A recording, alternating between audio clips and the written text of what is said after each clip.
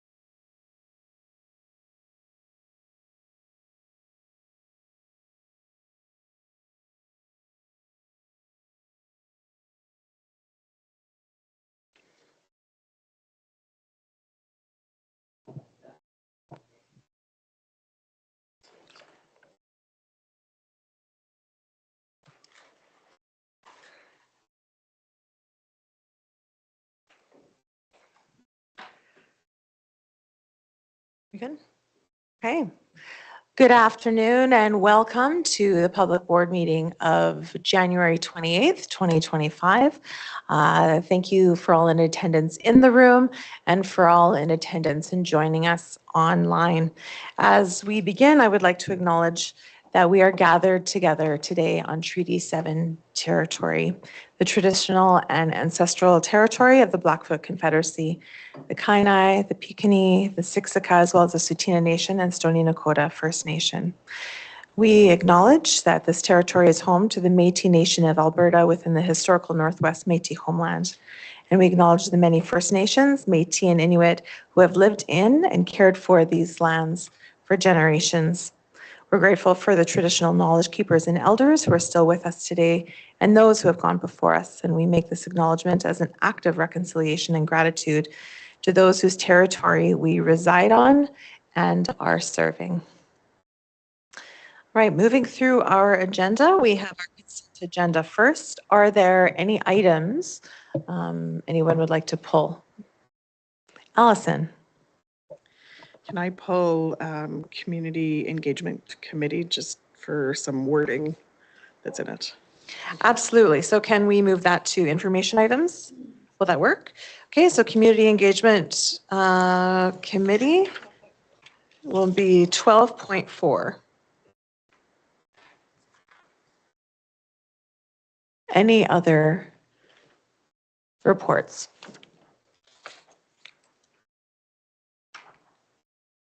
Any objections? All right, let it be recorded that Trustee Alison Purcell has requested that community engagement be pulled from consent and it will be placed on under information items at 12.4. All right, we now move on to approval of the agenda. All in favor? Oh, Tina, can I have you allow us to see Tyler, please?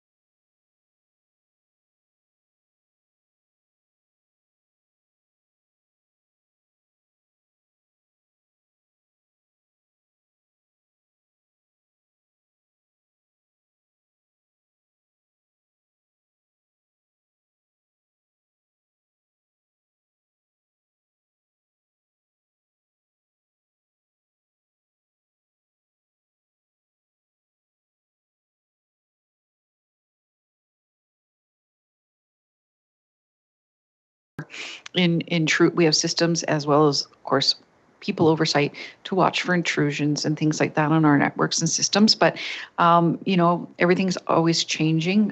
It's as good as our systems are, and we weren't hit. In some cases, it's a little bit of some of the things we put in place, but a little bit of, at the end of the day, some luck that we weren't hit because, like I said, there's always new ways that people are trying to get into our system, so ever vigilant. So then that leads me to, we had some third-party penetration testing done on our systems, and we scored very, very well. But as in any testing or audit, there's usually some areas you need to prove on. I can't elaborate on those for security reasons, but some items that we're working on and making sure we're improving on. The benefit of a third-party test is you're not auditing yourself. We do have our own certified penetration tester who does regular tests, but having that third party, it took them a while to get into our system, so that was good news. But once they found out a way to get in, now we're working on fixing that. So again, can't say enough about the talent that we have in keeping our system safe. But like I said, sometimes it's just luck when you're not hit. So that's probably the biggest piece. Registration has started up with kindergarten registration and West Lethbridge elementary schools, because of course with the change of boundaries we need to get a better sense of where the elementary is, and then our the rest of the school division will start March 3rd in elementary, and then our high schools and middle schools start March 10th, and so that's ongoing. Let's see, occupational health and safety. I know it's dry out there right now, but when you get a little bit of snow and a little bit of ice, remember to walk like a penguin. Never take for granted that snow doesn't have ice underneath, because that's quite often what happens here in Lethbridge. And that's about it. Thank you very much. Excuse me. And I would just like to extend a sincere cheers and gratitude to our tech team. It was a significant breach with Power School, and I know we have intentional, diligent, dedicated, and skilled team members that are overseeing our division online connection. And so thank you to that team for the work that you've done to help protect our staff and students from this infiltration. Are there any questions for Christine? Jenny. Thank you for your report. I just wanted to highlight, it's written in your report there, but highlight the kindergarten registration is open, and thank you for the work of the division in doing that. But really just thank you to those who make sure we have the amazing kindergarten programs that we do have, and make sure that since we're in this public meeting, I'll take the opportunity to say registration is open. So get online and sign up your kids. And if you need help, there's lots of people willing to help because they helped me. So, and then I did have just another comment just while we're in the public meeting regarding the survey, upcoming survey for the budget, for the behalf of those who are listening. Where should they watch for that survey? Will there be an email set out? Will it be online? Should they be checking the website? What can people anticipate for watching for that opportunity to participate? Everything but the kitchen sink. We usually have Garrett send direct message to our parents. We'll ask our schools to promote it. We'll put it on our website, promote it on social media. We will promote the heck out of it. So, thank you. Any other questions? Am I able to please see Tyler? Thank you. And then Tyler, if you're feeling ignored, just call out just in case there's a screen sharing and I can't see you. Allison. And mine aren't questions, but the two things that I had in my notes, and I know certainly it's been brought up in regards to the survey. So just wanted to say thank you for hearing and knowing that in the past we've certainly had that participation and the request came forward again. So to have that, and I think that as trustees when we're at school councils, we can certainly share that information as well. I think it's important that our public feel that they do have opportunities in our budget, and there's multiple ways, and this is one of those ways. So thank you for that. And then as well, my notes had the Power School piece. Certainly heard from families with concern over what does that mean for them and their students and their family information that they have provided to the schools. So very happy to know that we were lucky, knowing especially that there's other school divisions, major school divisions within our province that were hit, and that information was leaked, provided outside. So families are definitely concerned. So thank you that ours is safe at this point. So Christina. I also wanted to give a quick shout out. You got a line in there about dealing with the power outages over the holiday break. I just wanted to shout out the tech team. I feel like we often, these sort of like infrastructure pieces can sometimes go unnoticed. And while the rest of us were enjoying our break, we appreciate that getting set up so that the first day back could be seamless. So thank you. Andrea and then Craig. I love hearing about the new school. Thank you. And especially the grand staircase. I always love being reminded to walk like a penguin. I say that to myself all the time. Also wanted to give a shout out to our tech team for being proactive and protecting us. And then knowing that you've gone for the third party and the steps that you're taking there. We really appreciate it. And like Jenny, a shout out for our kindergarten programs. Come out, register for our awesome kindergarten programs. We'd love to have you in our division. So thank you. Yeah, thank you for the report. Just a quick. I noticed in CBC that Newfoundland and Labrador had a provincial-wide school break, and it's run by the province. So which is, I guess my concern as a trustee is which is more secure, having a province do it or having individual school boards do it? And maybe you can't answer that, but you know, there's that question. Should everything be through the province, or should we have, because I mean, Newfoundland, that's the whole province got affected. So Are you talking about the power grid? or power school. Oh, power school. Oh, I see. Yeah. Sorry about that. Yeah, again, it depends on your systems, right? It depends on, it doesn't matter if you're a big entity or a small entity, you're equally as susceptible if they find the vulnerability, right? And can get through. Big boards got hit, small kids, big board. Like I said, we had a couple measures in place that, you know, it was, there was other boards had the same measures and still got hit. So like I said, it was, I think sometimes it's how easy it is and then they move on because they're looking for quick wins. But I don't think it would matter if it was the province or if it was us, you know, who hold it. If they were having power school, it's still, power school's on the hook for, because it's their software and there's their software as a third party vendor who got penetrated. The entity who uses that software, which still be a school board, whether it was the province or not, is reputationally on the hook because you use that software. And we still have to deal with stuff on our end, even if it. Thank you. Any other questions? Okay, thank you, Christine, for your report. We will move on to instructional services. Morag. Thanks, Christine. As usual, there are a few other newer pieces of information that I wanted to make sure that the board was aware of. Following Jenny and Andrea's coattails around kindergarten promotion, just want to share that today, I believe, Garrett, will be posting a sign-up link for a kindergarten information evening on February 26th. The sign-up is until February 19th for parents.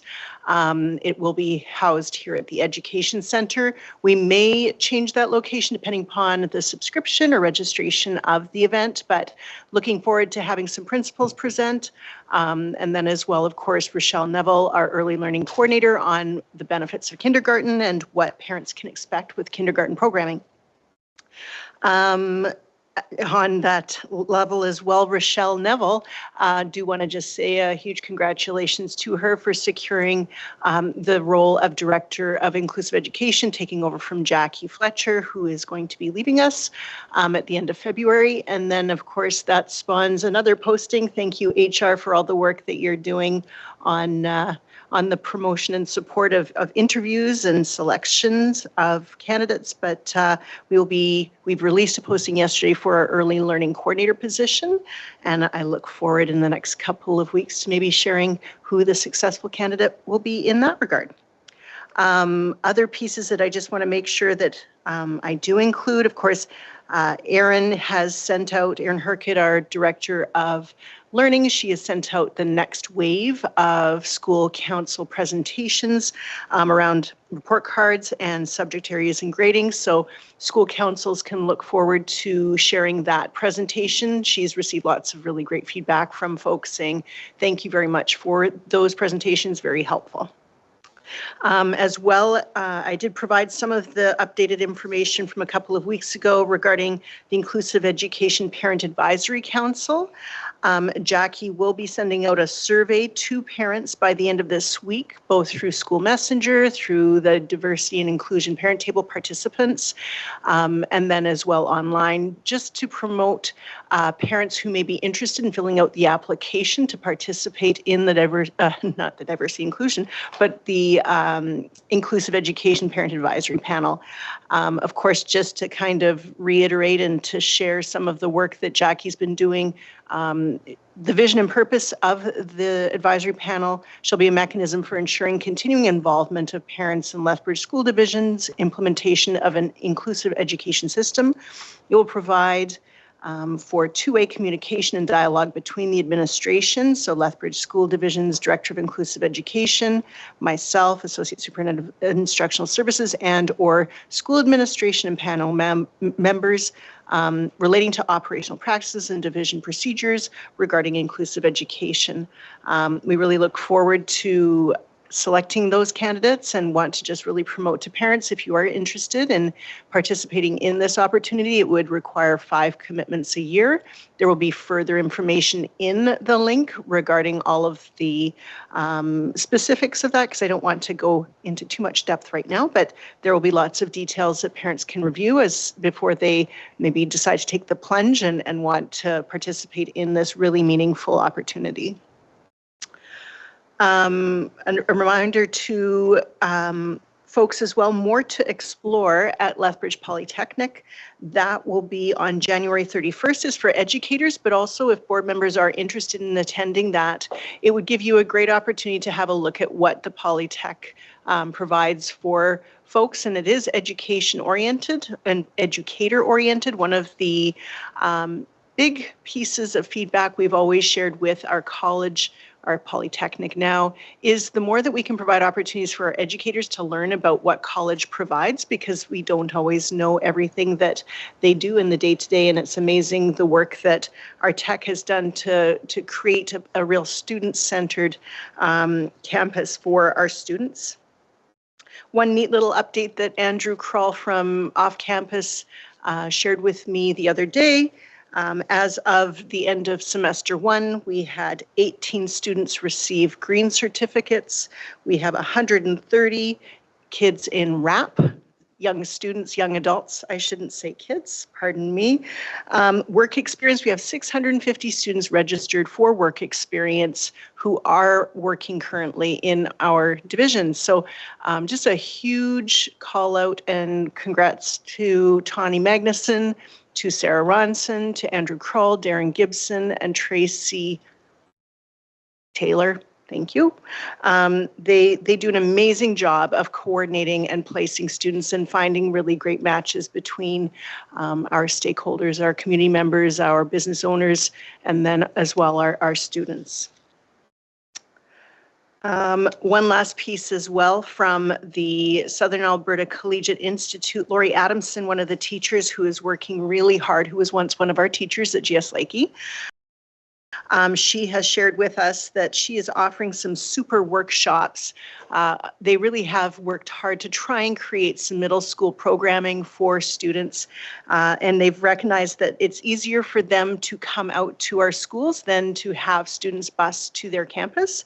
On March 20th at SJF, we have over 200 students in a day receiving sessions related to work skills and connecting with various different opportunities such as, and I wrote these down because they're so cool, ag awareness, hands-on healthcare, farm to table, and trade trials. So they really are offering some very current market response to training to, our schools. We have on April 7th, Gilbert Patterson, there will be 300 students participating in a day-long workshop. May 1st, we have GS Lakey with 160 students, and then June 2nd, Wilson, there will be 200 students being offered a day-long workshop from the Southern Alberta Collegiate Institute teachers, and they really have that age group in mind when we talk about transitions and exposure to skills and opportunities that they may be interested in. Those are just kind of the quick snappers. I thought, ooh, I would be really remiss if I didn't say these things to you all. So I guess also one last thing, a special thanks to Erin Herkett. She has been working on Veretta, which is an assessment tool Alberta Education has been ensuring that we are up and running and using in our schools for our PATs and diplomas. She's been working on the report card committee. She's been doing new curriculum. She's been working on assessment, PL, and strategies, working with our teachers of new curriculum. And then Boost also is a new wave of Boost interventions that have been coming into play at 7 of our schools. So just rocking that portfolio. I don't know how she keeps her head straight from hour to hour. She's a busy lady, and just so very much appreciating both what our two directors do in a day and support our schools and students and learning. Great. Thank you so much, Morag. I will open it up for comments or questions to Morag. Craig. What, on the 31st, what time is the Polytech thing? I'm still on, right? Yes, I am. You can actually see it on our website, the times and the dates. Okay. Yeah. 2 questions. One is, and maybe Mike knows more, but when I was out at Lethbridge Polytech for the award ceremony for the collegiate students, I noticed that they haven't moved into the barn yet. What's the status on that? So the quick of that, Craig, is that the projected budget did not cover what eventually became actualized. And so they've had to shuffle, and they still are not done yet. So they tell us maybe next year. That is as much as I can say. And my last question is, in reading your report on Spanish bilingual programming, right now it looks like the registration for grade 9 at Chinook is only 3. So I guess in looking at budgets and that, what can we expect from that?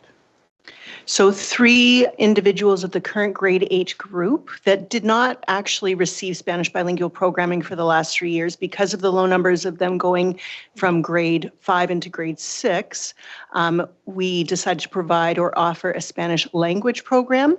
Of the 3 that had indicated they'd be interested in having a conversation, only 2 have connected with myself and Keith Vandermeer to talk about programming. I've talked to both parents to look at various opportunities that we could explore. Of course, not a full-time classroom opportunity because 2 students would not warrant a full-time teacher. That's a really tough piece to reconcile, and both parents were very understanding in that regard. I've been in conversation with Alberta Education to talk about potential exchanges in grade 9. They've got some really great virtual exchanges as well. I have yet to have a conversation with our colleagues up in Calgary to see if we can do an exchange and support some more one-on-one independent learning where students are connecting with the cohorts that are more robust in Calgary. I think clubs and as well the DELE, which is a language challenge test that is national. We have lots of little pieces that we can look at stimulating before we get the next cohort in, where we currently have 31 students going from grade 7 to grade 8 who have received the full Spanish bilingual program, where we would be able to by grade 10, 11, so that the other 2 students might be able to join an SLA 5 credit program, grade 10 or a 10-20 type option that would be a locally developed course where they'd have opportunities to work with the younger group whose Spanish is outstanding, and they could do more cultural opportunities. We do have a professional at Chinook who has indicated he's very interested in starting a club potentially, or looking at other ways to connect students who are interested in continuing the Spanish language learning passion as we start to look at the next cohort, and then as well look at the numbers who are interested in coming. I think the biggest challenge, and I mentioned it in the report, and it is something that we see provincially, it was what was shared, and we discussed possible ways to slow down attrition with Spanish language, with French language, with many other languages that we offer.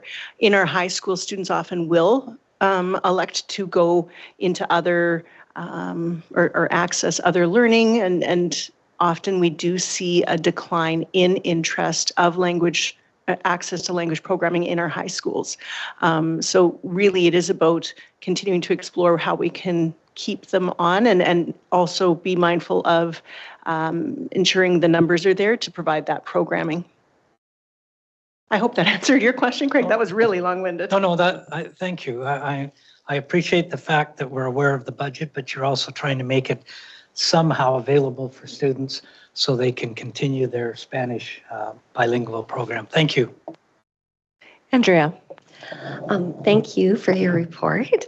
And I know that you highlighted the Good Movement program. And I just wanted to say that when we were at the Y last week for a community conversation, we got to see it in action and how excited those students were as they arrived. So thank you for that. I love hearing about that.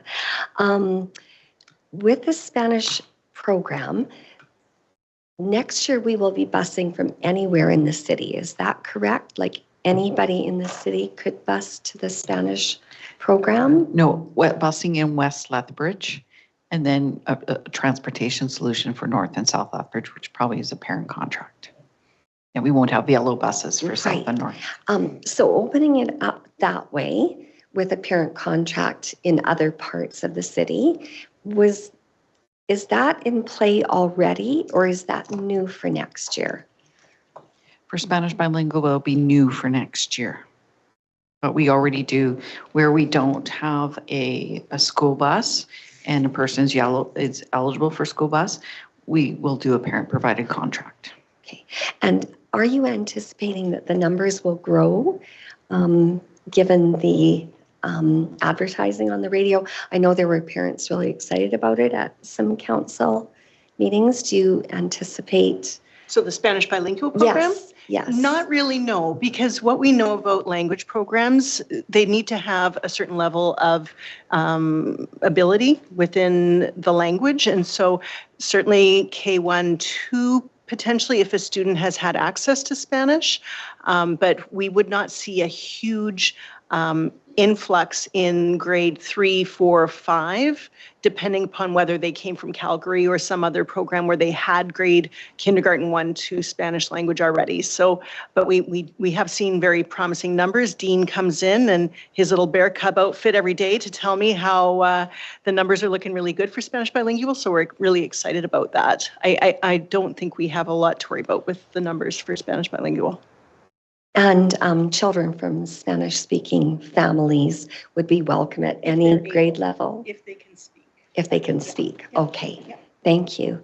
And my other question, having been at the Wellness Committee with you and the news about the mindful munchies and how they hope that they can get through until June and the huge impact on our division. I just wonder if you could tell us more about that and how we could be helpful, or other places where we could look for funding and where the funding comes from. So Mindful Munchies is a lunch program that many of our schools access for students who don't have access to a lunch potentially. Last year at this time, there were 1,200 lunches within a week that were out to our schools across the division. Mindful Munchies has been very supportive up to this juncture in just making sure that students have access to lunches for those who are requesting. As we move forward, we have received information from Mindful Munchies that they are committed to providing a service until the end of June. We do not know or have not received any further information about how or what options might be available coming September. I would anticipate by April, because that's when we're really looking at distributing our nutrition grant. $297,000 we received last year. We'll see what we receive this upcoming year, but schools will obviously need to be considering, if Mindful Munchies is not communicating to us about lunch offerings in September, we will need to put that into the fold to ensure that we are accessing those pieces for students who are in need. Jenny Halowski did do a presentation at our wellness committee, and she did indicate that they are doing a deep dive at Wilson around providing food and ensuring we're providing food for all students that require the food. We have provided a universal service, and we may need to reevaluate that universal service so that we are targeting the students that really do need the food versus the more universal programming piece if we don't have Mindful Munchies in place. Does that help, Andrea? Yes, thank you. And on an ongoing basis, really appreciate the information, and then we could brainstorm ways that we could be helpful. Thank you. Christina. Sorry, I know we always all have questions. Big portfolio. Thank you so much for the report and for adding the extra pieces that have emerged. So thank you for that. This is not a question for today, but for I will probably ask next time. So if you want to follow up, as folks may have seen, the news about cuts to social services continue, and in our community, we've seen a dramatic cut in language services for newcomers at the Polytechnic, where a closure of their English language center at the end of June will have an enormous impact in our community at every level, like economic, just across the board, across the board. And many students and families from our division are involved with that service currently and would have expected to be. And so this will have dramatic impact to our division. And these are very early days. I literally found out about it like moments before the news when we were at a conference the other day. And while I was bracing myself personally and professionally for large cuts like that across the country, it was like far worse than I would have expected. And I will have dramatic impact on the learning and life paths of students in our division right now. So I would love to have a conversation as a board about how we'll support students and their future plans in the future at some point when we know more information. The community obviously needs time to figure out what that means, and I will continue to work together as we do, but yeah, just putting on your radar that I'll bring it up in the future when we know more. Yeah. And just a quick response, and also connected to the work that Jackie's been doing with the immigration table group from our community. That definitely will be probably one of the big pieces to talk about in this next while. Incidentally, just an update on that front, because Jenny had asked last meeting around what is the work that we are doing in regard to that committee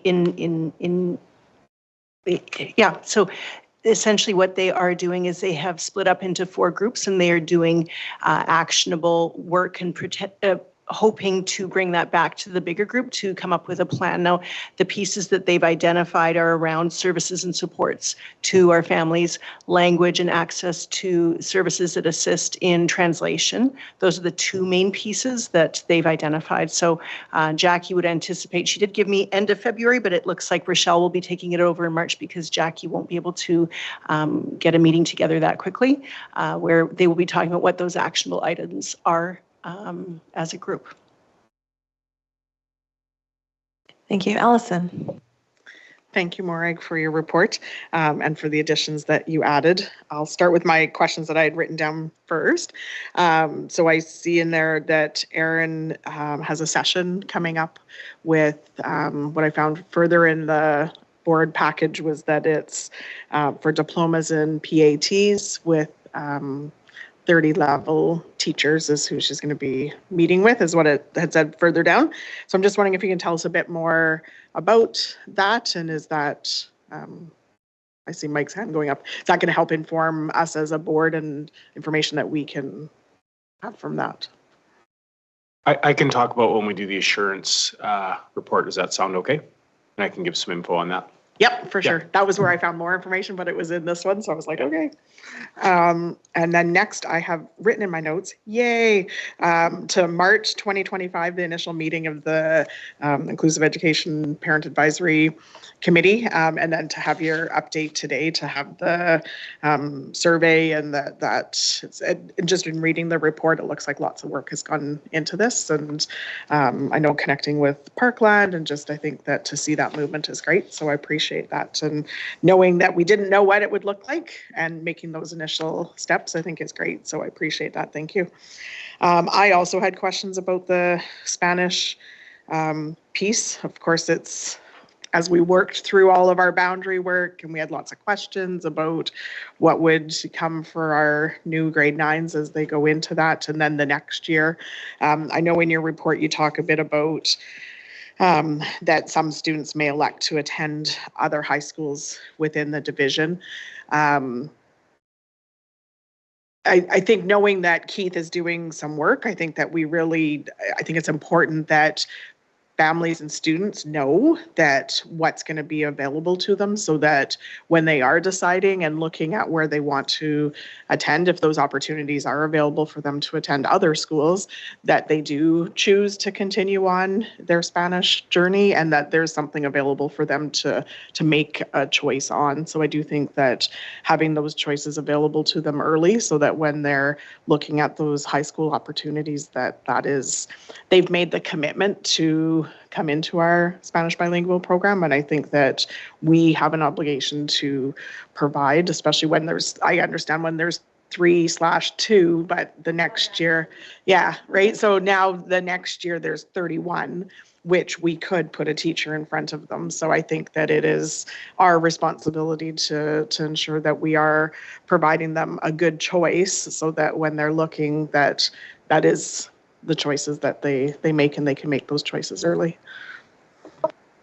Absolutely, Allison. And I think, as we've moved along through this process, initially starting from the first cohort of grade 5 to grade 6, it was very clearly articulated that Spanish bilingual instructional hours decreased. It went from a model of 40 to 50% to 30 to 40% in middle school to approximately 15 to 20% in high school. And that follows the instructional administrator's guide to language offerings, right? And I think at the time when we are, and I'm guilty of this too as parents, we're in the moment thinking about that first year. And so I think it was a surprise when parents were informed this year that it was going to be a 5-credit year-long option if that was going to be what's offered. It's a beautiful option, and I've seen how it can roll out in both Edmonton Public and Calgary Board of Education.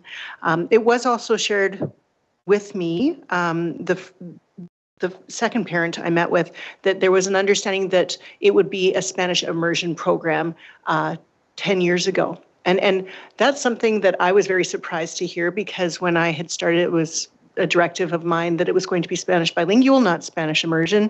And we did lots of research around what does a Spanish bilingual program look like. And so I think as we've moved through this and met with parents, there's a lot of understanding and clarity. And my goal, I'm a Spanish speaker myself, and I'm passionate about the program.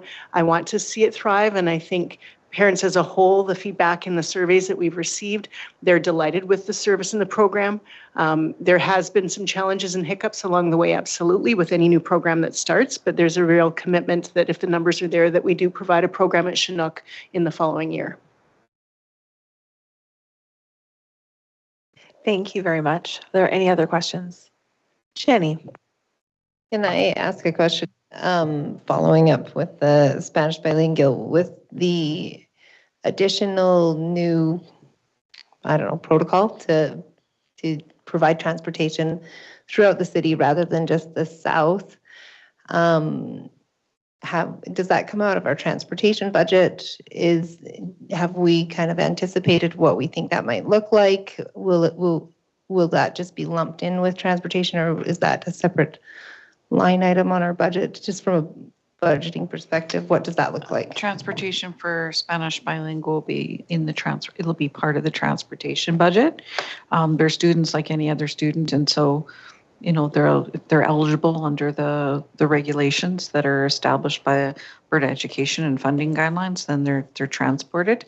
So it's just, we determined that West Side would be obviously prudent to have a yellow school bus for transportation, and then a different method for South and North, because just from logistics and sheer quantity of students.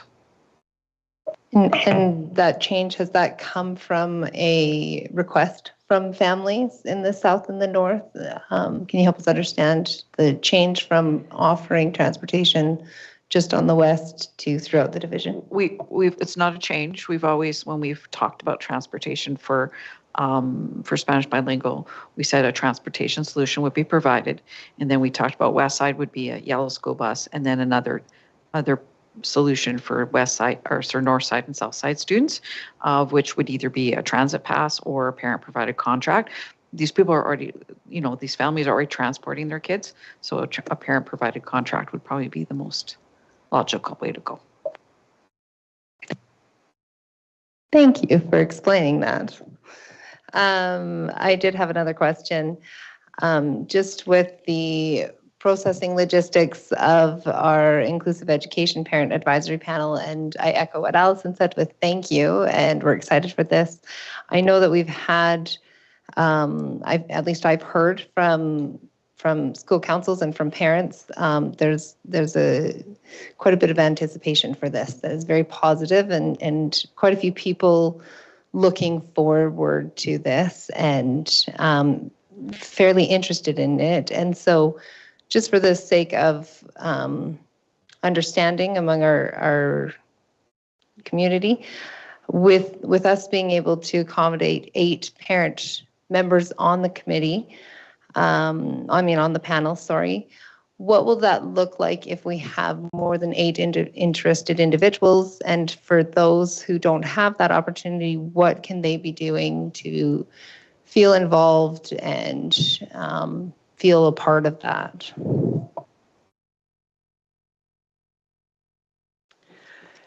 In conversation with Parkland, they recommended not more than 6. We upped it to 8, knowing that we would have a lot of interest, because just quite honestly, it's very complicated to try and get the conversation going. And we recognize that committing to 5 times in a year, and to really be able to be active listeners and to be able to have conversation. We followed that model of trying to keep it under 10, and Jackie felt comfortable with 8. As far as if there are others that are continuing to be interested in the opportunity, of course, we will be sharing who the individuals are who will be participating in the group. We absolutely encourage our parents who are wishing to have their voice heard to connect with board members, connect with Jackie, connect with myself. We always want to know about lived experiences when there are challenges, when there are successes. That's I always hope that voices are not quelled. Division School Council, and of course your school council, we absolutely need parents who can attend those meetings and share their lived experience, because it creates a really fulsome understanding of what our schools offer and maybe where we are missing the mark. So there's many different opportunities, and of course email, phone calls, we accept all those things if there are some challenges, as we always have. But we really want to stick to the model that Parkland created, because they really have achieved some great success with it, and we feel that that's a number that is going to be manageable in accomplishing the goals that are set out in the terms of reference. Thank you. I'll put a plug in because it's a shameless plug time, but also town hall is a great place to come in and provide your perspective as well. We have traditionally done DIPT. I don't know if this group is involved with that or not as well. The purpose of DIPT really was to look at how we could provide opportunities to learn. And I think from this group, we will obviously hear some areas where we can provide parent evenings. So really it will serve the same purpose. Yeah, so I think that would be part of it as well. Yeah. Jenny? Can I clarify that? Is this replacing DIPT or is it in conjunction with DIPT? So as far as the invites out to apply for this opportunity, we are sending it out to the parents who did attend the DIPT in the past. The diversity and inclusion parent table was to hear from parents. So essentially we will be hearing that from this group, and then as well provide or create ideas that would assist parents in either gathering, connecting, and receiving learning around various issues or ideas that parents identify. I would anticipate that with this group of 8 people that will receive lots of ideas around what we could be offering parents who would be requesting those things. Sorry, I'm having more and more questions the more we talk about this. I'm sorry. I'm just trying to understand because it is something and have it talked about in our public meeting because it is something that I hear a lot of excitement about and questions about, and I get a lot of questions like in anticipation, excitement questions. So just to clarify process, invitations will go out to individuals who are wishing to apply to be on this panel, but those invitations will go to those who have previously sat on the DIPT table. They will go, so the application process, anyone can apply for if they do have a lived experience with a student with diverse abilities or disabilities, right? And so that will be going out through School Messenger. There will be a link online, and we will also be sending out a second one to our parents who have attended the evenings that were hosted for the diversity and inclusion parent table. Does that help, Jenny? Yeah, that clarifies it well, thank you. And then just to further, I'm not sure that I still understand. So DIPT still operates as usual? So when we have evening events, that would be like a diversity and inclusion parent table, right, Jenny? And they'd all be invited. So anyone would be invited to a parent evening where we'd be hosting issues, concerns, topics that would come from this event or this panel. We've never really excluded anyone to attend the parent table, and that would continue to be offered. So evening events where we'd gather, we'd talk about issues, we'd provide learning events, just like we have done with the other scenario. So DIPT would exist more in the form of events hosted by this panel. Thank you. Any other questions? Craig? I wanted to follow up to make sure I understand it. This inclusion committee of, what was it, 8 parents, 6 parents, 8 parents? This is mainly for those that have diverse students and physical limitations on students? Okay. Disabilities and diverse abilities. Oh, yeah, please use your mic. Oh, yeah. Yes.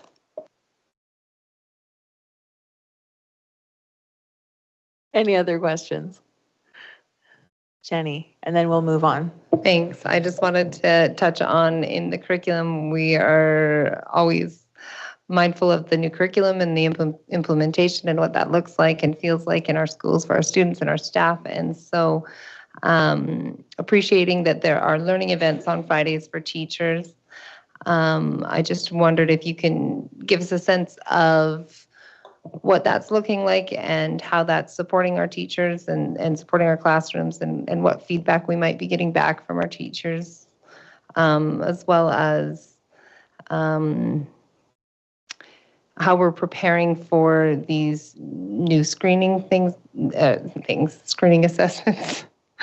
Nothing like being professional in the public. These screening assessment processes for literacy and for numeracy in our kindergartens, how we are preparing for that, and supporting our teachers in this, providing time for them to do this, and supporting our families of our kindergartners in understanding what is happening. If you don't mind sharing a little bit of information on those items. And I think Craig had asked for a committee of the whole for Aaron to present on all of that. That would be another full session and half hour that I don't know if it would be fair to the rest of the folks with what's on the agenda. But I do feel that having Aaron present, because I cannot speak to the molecular, Jenny, it is a very in-depth portfolio, and many of those questions, really Aaron would be the best person to be responding to them. Thank you very much. Mike? I can respond to some of those certainly. And I thought that I brought it to last committee, the whole, the agenda for the Friday meetings, but maybe I didn't. I know I had it. And I was looking for it to see if I had it in email, all the different sessions. So from my understanding is, yes, they have been well received and teachers have been, accessing them, and we can get for you, because we actually have a handout that has all the different dates and what they're doing and what specifically they're doing. So I know I have that for a fact. And, I had the opportunity to speak directly with some teachers that were working specifically with Aaron related to the new curriculum and assessment, and they certainly appreciated the work. And I will certainly talk about, when we do the assurance priorities, some of the work that our curriculum support teachers have been doing to support that new curriculum and just teaching it in general. So, but I think Morag's bang on, and I know there is a interest for the board to have some time with Aaron just to go over that, because it's deep, rich, and there's lots of opportunity for conversation. So, yeah. Thank you, everyone. Thank you, Morag, for providing us with your report and answering all those questions. Next, 7.3, Human Resources. Robbie. Okay, just to briefly touch on the staffing processes, I think it's valuable information to share, and at the risk of sounding repetitive, I'm going to be repetitive in that registration date for Mike Mountain Horse, Nicholas Sharon, Cole Banks, and West Cooley Station on January 20th from K to 5. Definitely has implications, as we all know, for human resources, because it drives how many teachers we staff schools. So just to reiterate the importance of those early registration dates just for this year, because of the opening of West Cooley. We are moving forward with staffing for West Cooley, and it is based on those registration numbers. And so we'll be working towards looking at how many, specifically, teaching staff we are going to need. And we're looking at that early because we want to do that prior to our spring staffing, our typical spring staffing processes that happen this year. So I wanted to reiterate to the board and our public that we are providing, with some feedback, we're providing opportunities for some of our incredible continuing contract teachers to be able to have the opportunity to transfer by expressing interest to West Cooley. Our administrative teams have received staffing process and timeline communication, and I'll give accolades to our HR processes admin committee, who provided invaluable feedback based on a survey that we received from our administrators. Rhonda, our Director of Human Resources, who oversees support staff. One of our strategic priorities was improved and streamlined processes and communication, and so we're really dedicated to that process. And so next week we'll have more explicit information for our teachers so that they're well aware. We want people to be well informed and have clarity of what's happening and when it's happening. And so that information will be shared specifically for West Cooley, and in addition, what spring staffing looks like. So that'll be shared next week as we can continue with our staffing processes for 25-26. Thank you. Thank you, Robbie. Are there any questions for Robbie? Andrea. Thank you for keeping the staff apprised of the staffing process. It's really important. Thank you. And I also, in your report, I wanted to thank you. Sorry, need my reading glasses. For highlighting the Spirit of 51 staff recognition program. And anybody can put in a nomination, so get your nominations in by Feb 12th. And we'd love to have you all there on March the 12th. So thank you for highlighting that. It's a really lovely occasion. It certainly is, and it's so well supported and valued within our division. And thank you for doing the verbal reminder. Appreciate it. Allison. Thank you for your report. Just looking at numbers, I know I've certainly asked before and I'll ask again. Just knowing this is from December 5th to January 21st. So it looks like we've hired 18 new support staff and 4 teachers. From looking further in the package, I can see that the 4 teachers may be from the learning disruption grant. And I'm just wondering if that is a safe assumption. Is there additional teachers that have been hired? And can you tell me with the support staff, I certainly get asked from the public, are we hiring 18 new support staff or are they replacement staff for those that have left? Great question. So we'll start with teachers. Definitely any new hires that have happened in between that time frame have been for boost, so that additional intervention teaching allocation. Otherwise, it's new contracts covering leaves or leave extensions, and that would be the same for our educational assistant contracts. So if those are new contracts, it would be not necessarily new hires, it would be new contracts covering leave positions. Does that answer your question, Allison? Okay. Any other questions? Okay. Thank you, Robbie, for your report. We will move on to superintendent's report. Mike.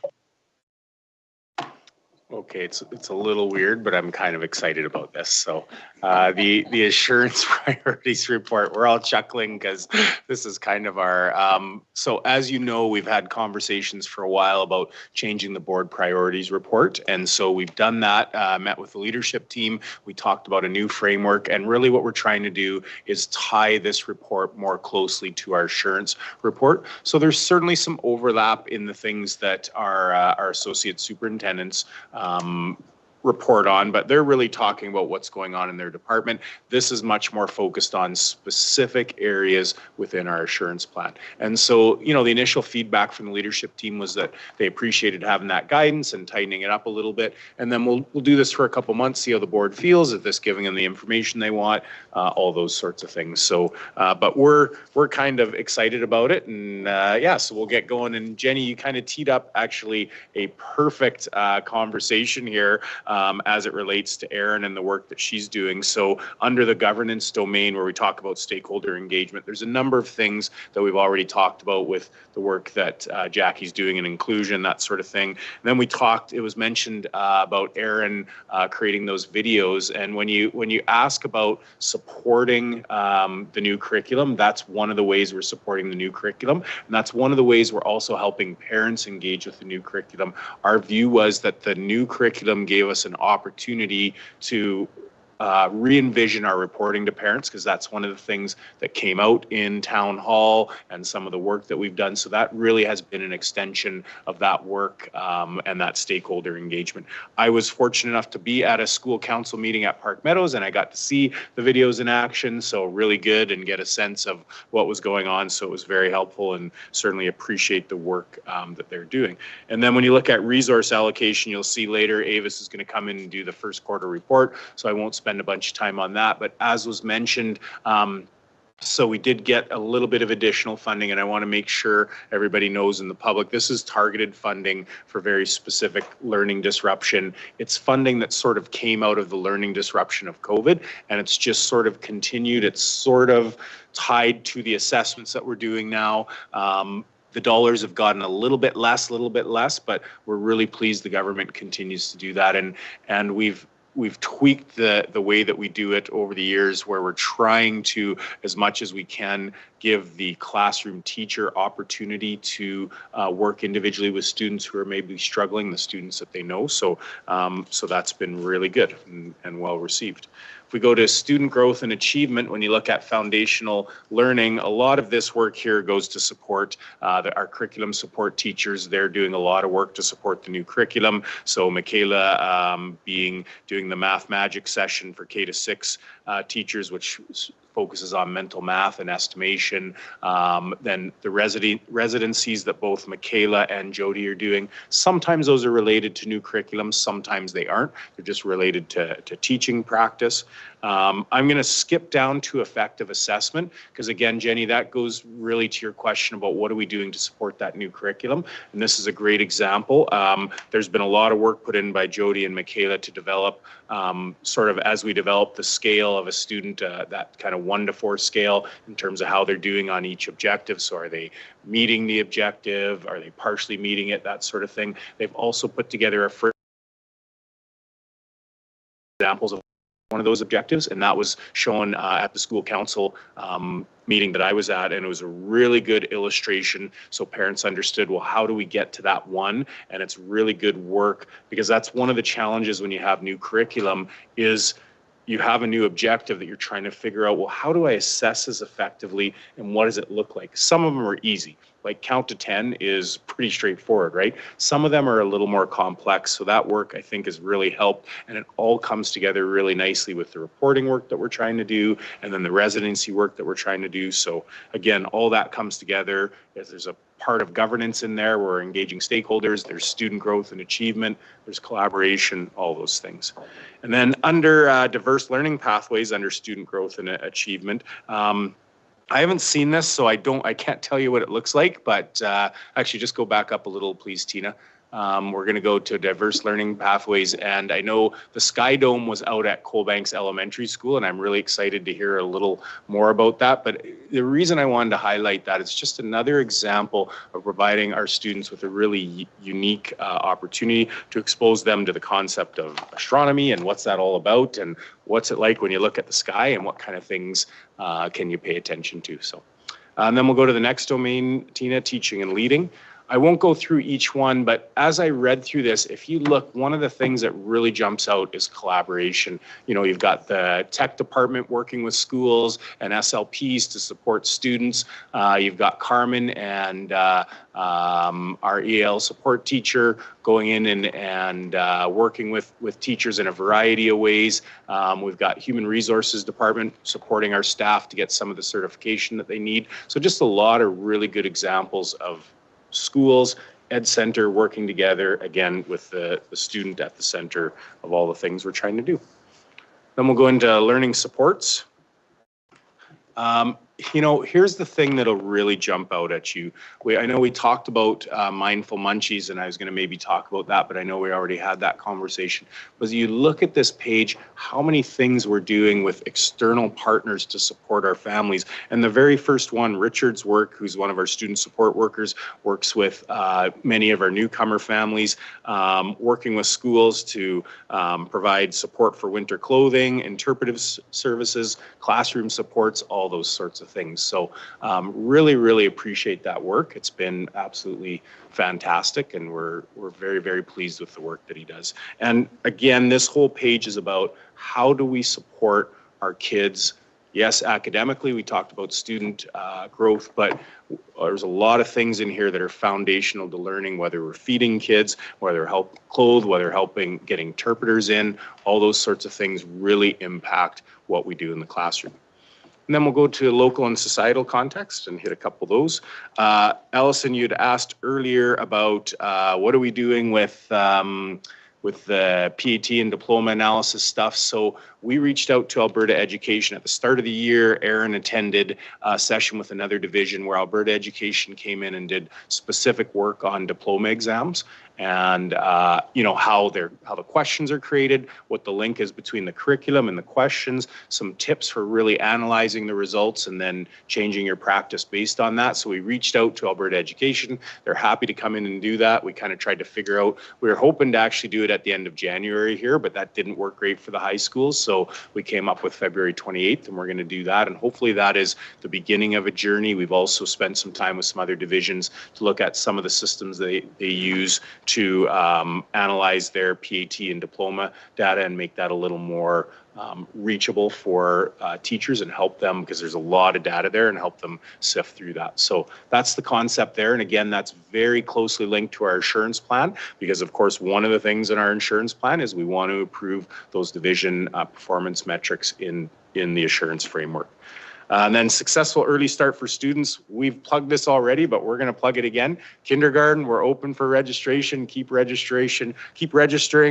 Sounds like it's been a good start. It's been a great start with Spanish bilingual as well, so we're very happy with that at West Cooley Elementary. And then I also wanted to give a quick shout out to Rochelle that we received 100% compliance with our PUF verification process for 3 consecutive years. So that means that we get an exemption on that verification process for a little while. So that's awesome work, and really appreciate that. And then it was mentioned already, but it's really important to mention it again, under staff wellness, which again is another one of the priorities that the board said, this is important to us. It might not be part of the larger framework, but we need to have this as one of our priorities. And so especially appreciate the work that the HR, everybody does this work, but appreciate the work that the Human Resources Department was doing, and especially that support staff recognition. Like, we should be recognizing the great work that they do. And like you said, it's a phenomenal night. So 40 nominations is awesome, and I hope they just keep flooding in and pouring in. So that is it on the assurance report, and I'll answer whatever questions you have. Thank you, Mike. And it was great that you started with such excitement and exuberance. It was appreciated very much. It was great. Craig. Yeah, thanks, Mike. A couple of questions.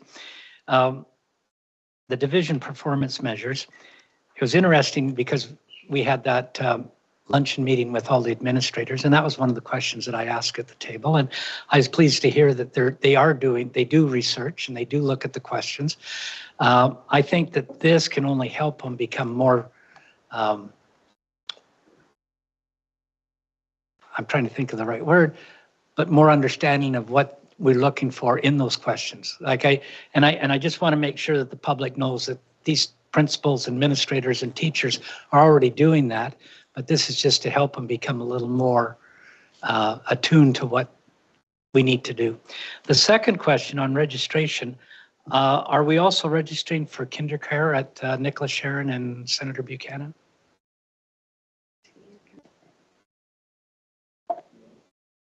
Currently, we are, as far as for next year you're talking about, Craig? Yeah, what we're doing is we're first of all registering for kindergarten numbers to get an idea of the numbers and to see where the allocations of time, whether it's AM, PM, and how the requests of the parents look. But of course, we definitely will be looking at that in the next couple of months where we look at the numbers. You? Chris, I'm just going to comment really quickly on Craig's comment about PAT and diplomas, because you're exactly right. There's a whole bunch of information that we get, and at times it can become almost, it's just too much. There's just so much to sift through. So that's part of what we want to do, is help our teachers access the information that's most important and going to be most impactful. My hope is with Alberta Education, they can give us some good tips on that, but also really help us with making the connection between what's in the curriculum to what's in that assessment, because that's one of the themes that we have for our professional learning this year.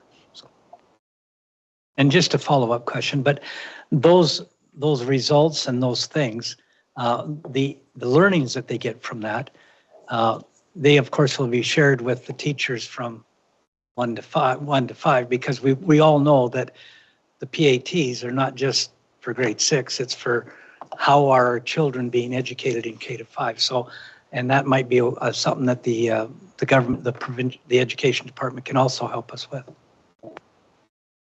thank you, Craig. Christine. Yeah, I just wanted to make a comment, a kudos to Mike and the team who put the annual education results report together, because I know the assurance report this report is all part of that. We had a meeting with our Alberta Education Manager, and we got a lot of kudos for the format of our report this year, and they've actually shared it with their department as a model that they'd like to see other boards use. So that was just a nice kudos to the hard work, and that was a difficult change to make, but the change paid off. And so I just wanted to mention that because it was quite nice to hear that when you hear that from Alberta Education. Absolutely. Thank you, Christine, for that recognition. Andrea. Thank you for your report, and that's so great to hear about it being used as a prototype. I love that.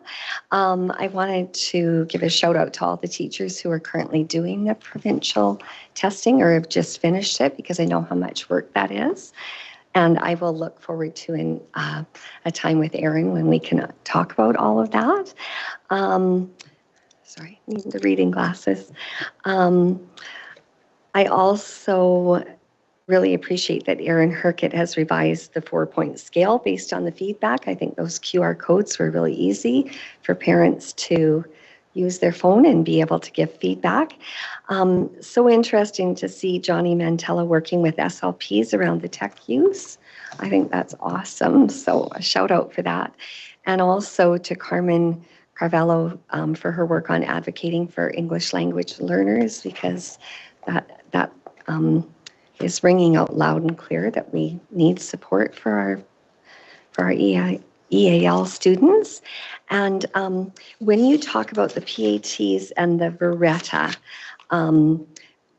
are we anticipating that we'll have enough devices for kids to write those tests all at the same time in every building? Like, how will we work through that? You can see me smiling, and we're kind of looking at each other like, we don't know is the honest answer. It's a legitimate question and definitely a concern. Right now where we're at, we're just in the preliminary stages of Veretta, and it's really just become, it's basically just a word processor for diploma exams, and believe also it's opened up for PATs as well, so just the written portion. The vision, I believe, from Alberta Education, from what I've heard, and I could be a little bit wrong on this, is that eventually they would like to go, like you say, to all portions of the test being done electronically. There have been many conversations about the concerns related to infrastructure, whether it be having enough devices, whether it be having enough wireless capacity to have those devices all work, all those sorts of things. So yeah, it's a challenge. I know Alberta Ed's very aware of it. I'm just not sure where it's going to get to. But yeah, it concerns us, and it also concerns us that one of the solutions might be to just start moving a bunch of the exams earlier, and that creates some real challenges for us from an educational perspective, because once you put the final exam in the first week of June, it's really hard to continue to engage the students. That really should be a true summative assessment, if that's what it's supposed to be. Not to mention, the earlier you move it up, the less time you have to cover all of your curriculum. And, you know, that's problematic. And so if you have to try and cover all your curriculum, then you got 3 weeks of school that can be a little bit challenging. So yeah, that's something that we've advocated for as well. Yeah, we are just not sure what the solution is just yet. Allison. Thank you, Mike. I won't go back to the PAT question because it's been answered or talked about, so that's great. In regards to the 4.5 full-time teachers for the learning disruption grant, I know over time it's changed, and certainly I have a couple questions with it. Do you know how long does the grant go for? I know we're doing it till the end of June with these teachers, but is that the end of the grant, or is there more to it? And Avis will correct me if I'm wrong, but yes, I believe the grant, traditionally they've just been for that year. And so you have to spend the money in that year in this particular grant. Avis is nodding, so yeah. So yes, it is temporary. We would really love to see this program, because it, you know, often we don't know about it. We didn't budget for it this year, and then we found out about it in November-ish, Avis?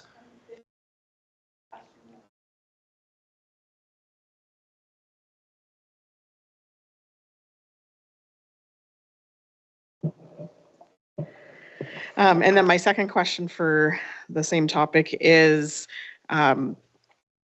just when we look at the work that we do as trustees from the governance perspective, when we're doing our priorities and stuff, are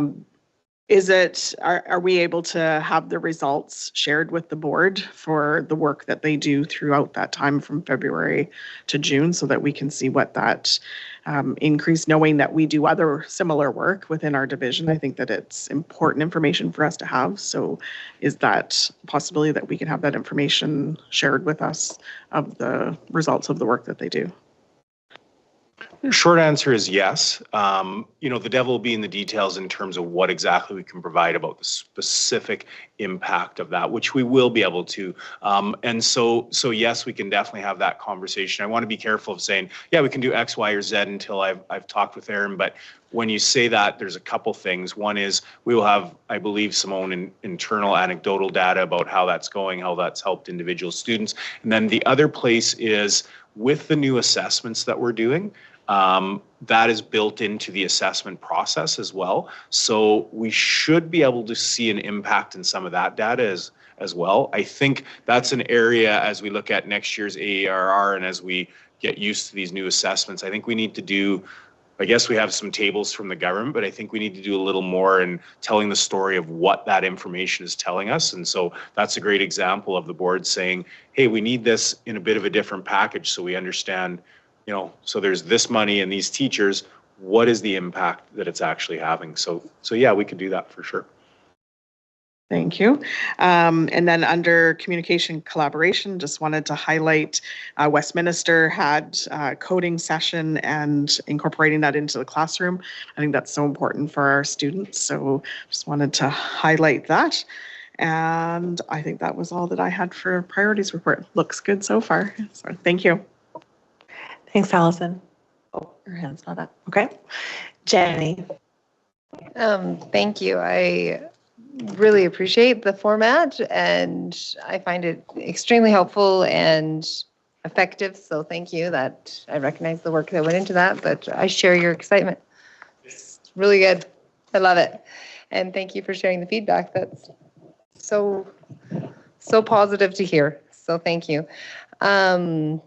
I just wanted to highlight the adapted bicycle lending program because I think that's such a unique and neat and thoughtful initiative. And I think it's worth acknowledging. This is just something that is the details that make our division what it is, I think. And so I think it's worth highlighting. I wanted to also ask a couple of questions.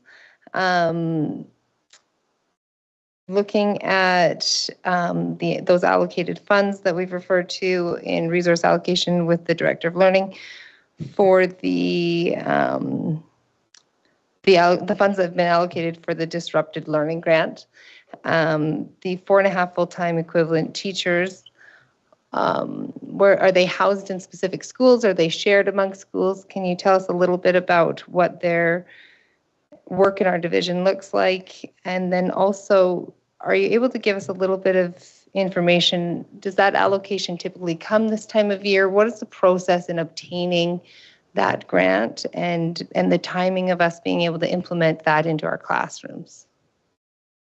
Okay, and if I don't catch all of that, just make sure you remind me and I'll get back because I should be able to answer all of that or pretty close. Anyways, in terms of the format, when we first did the Boost program, it was spread out to every single elementary school because it was designed for elementary. And then schools got varying amounts depending on their needs. And, if they had more kids at risk, then they got a little more FTE. And if they had less kids, they got a little less FTE.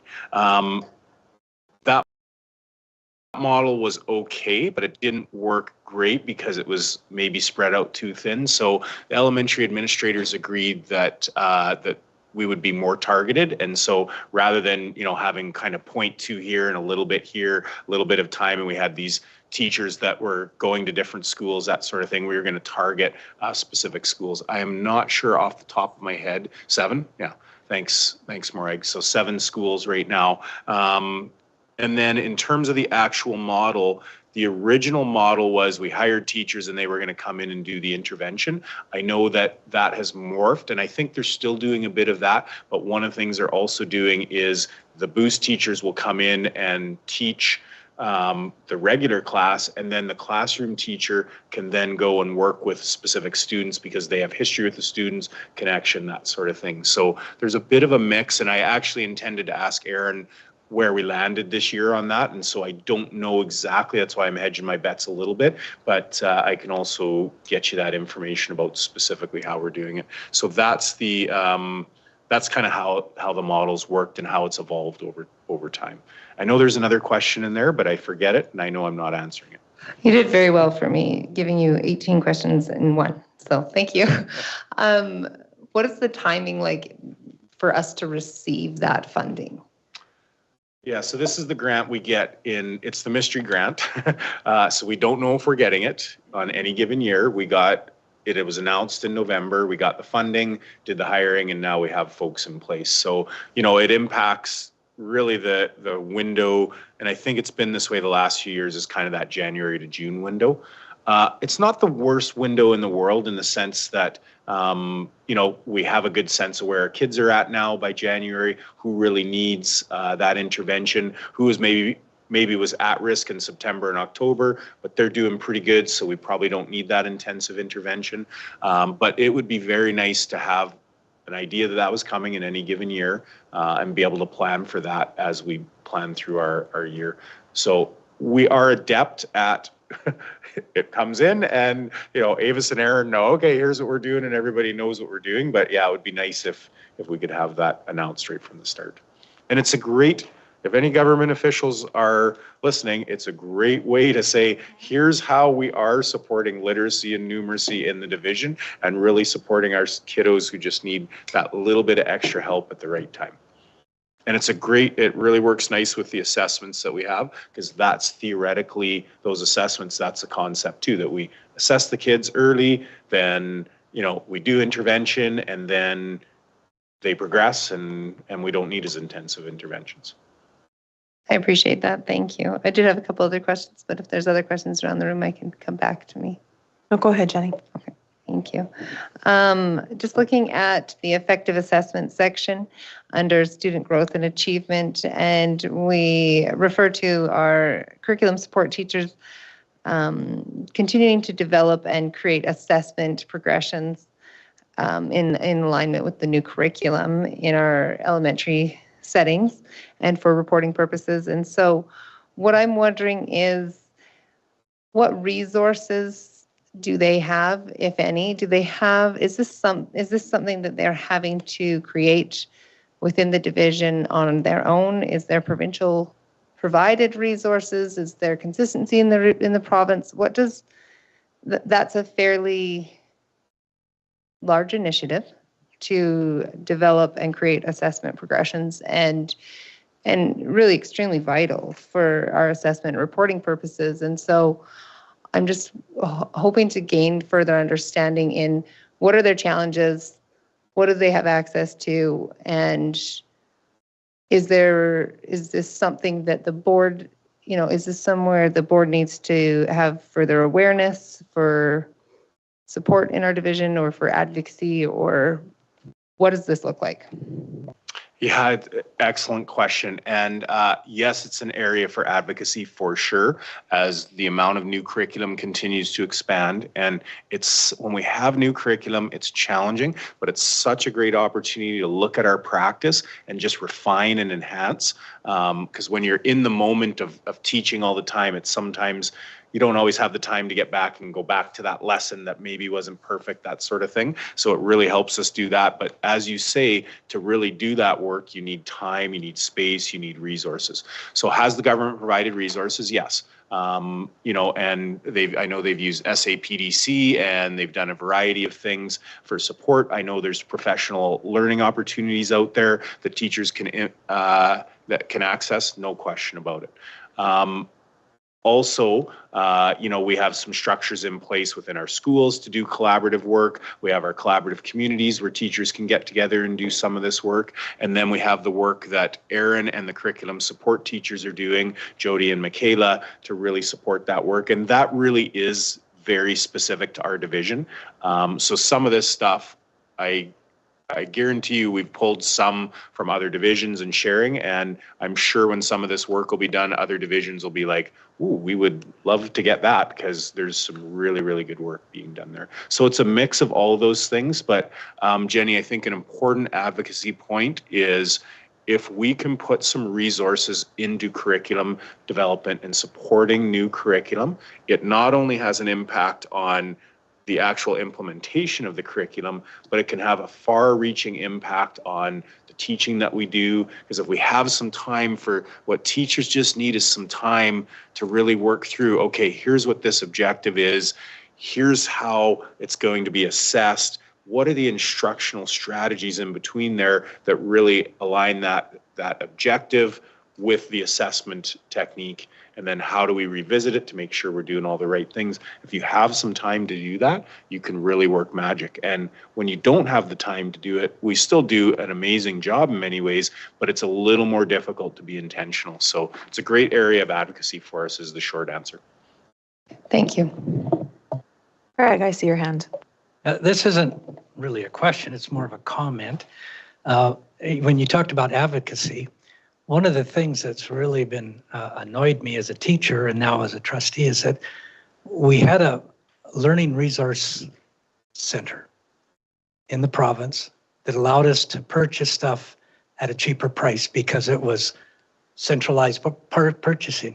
And in the government's wisdom, they got rid of it, which means that we pay more for everything. So I think an item that maybe should come up at ASBA or us writing a letter is I'd like to see the recreation of a learning resource center, because when they do new curriculum, just think of the buying power that the province can go out to a publisher and say, we want 30,000 textbooks at this price. And I think we really need to start advocating for that to come back, because that's a big savings for school boards. Thank you, Craig. Appreciate that. All right. Jenny, was that your final question? Just confirming. I did have one more request, so thank you. I appreciate that we are collecting data on our provincial achievement tests and our diploma exam results. And I'm wondering, as that information and data is collected and processed, if it can be shared with the board. Yeah, for sure it can. And with that point, it says that on February 28th in the afternoon, there is a opportunity for our 30 level teachers to attend a session. Is there a session also offered for our grade 9 teachers? We were hoping, but Alberta Ed doesn't do that session for grade 9 PATs. Not 100% sure why. So that's something that we're going to look at doing in-house. That was, we believe that a lot of the concepts will marry up, but yes, that was a gap for us, and we're like, oh, but we think that the model that they use, we can use as well and do some of that work in-house. Thank you. Thank you. Are there any other questions for Mike around the assurance priorities report? All right, seeing none, we will move on. We just finished 8.1, but I see, excuse me, our item on 9.6 is international trip approval from LCI, and I see that our guest presenter is here. As we are already behind on time, I'm going to jump us forward to 9.6. So I would invite our speaker up to the front. And Avis, may I ask you to please put that mic just in the front? That'd be great. Thank you. Just right where Tina is. And just want to. And then Tina, can you just make sure, sorry, just that it's on. Yeah, that's great. Thank you. Just want to welcome you, Selena, from LCI. I know you've got a planned trip that you'd like to share and get approval today from the board to Orlando, Florida. I certainly would like to go as well next year, February 13th to 18th, 2026. Of course, you're here to just provide a little bit of a scope around what the trip looks like and what the goals and objectives of the trip are, what you'd like to just see as some outcomes. The estimated cost that's been shared is approximately $4,200 in Canadian funds, assuming that things don't change in exchange land with currency. And I'm just going to turn it over to you, Celine, and say welcome. I know this is daunting. We've all been in your place, and you'll do just fine. Didn't bring my astronaut suit this year because I wanted to rock our new space program shirts. Hi, I think I've met most of you. My name is Selena Matthew. I am a teacher at LCI. I teach grade 9 science, which does have space exploration in it. I also teach physics 20 and physics 30.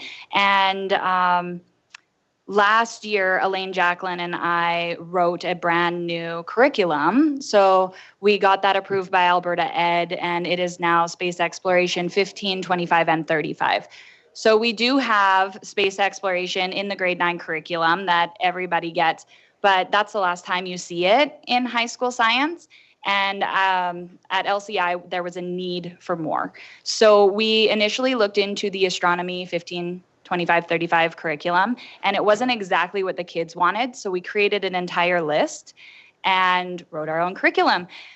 So right now at LCI, we have a full space program. With that, we talk all the way from like World War II transitioning into space race, and then all the way to the next International Space Station that they're putting around the moon, which is called Gateway. Through this program, I've partnered with the U of L and the Lethbridge Astronomical Society. We helped blow up the first, I saw you talking about our dome. We set it up at LCI last Easter, and we did our first trial run.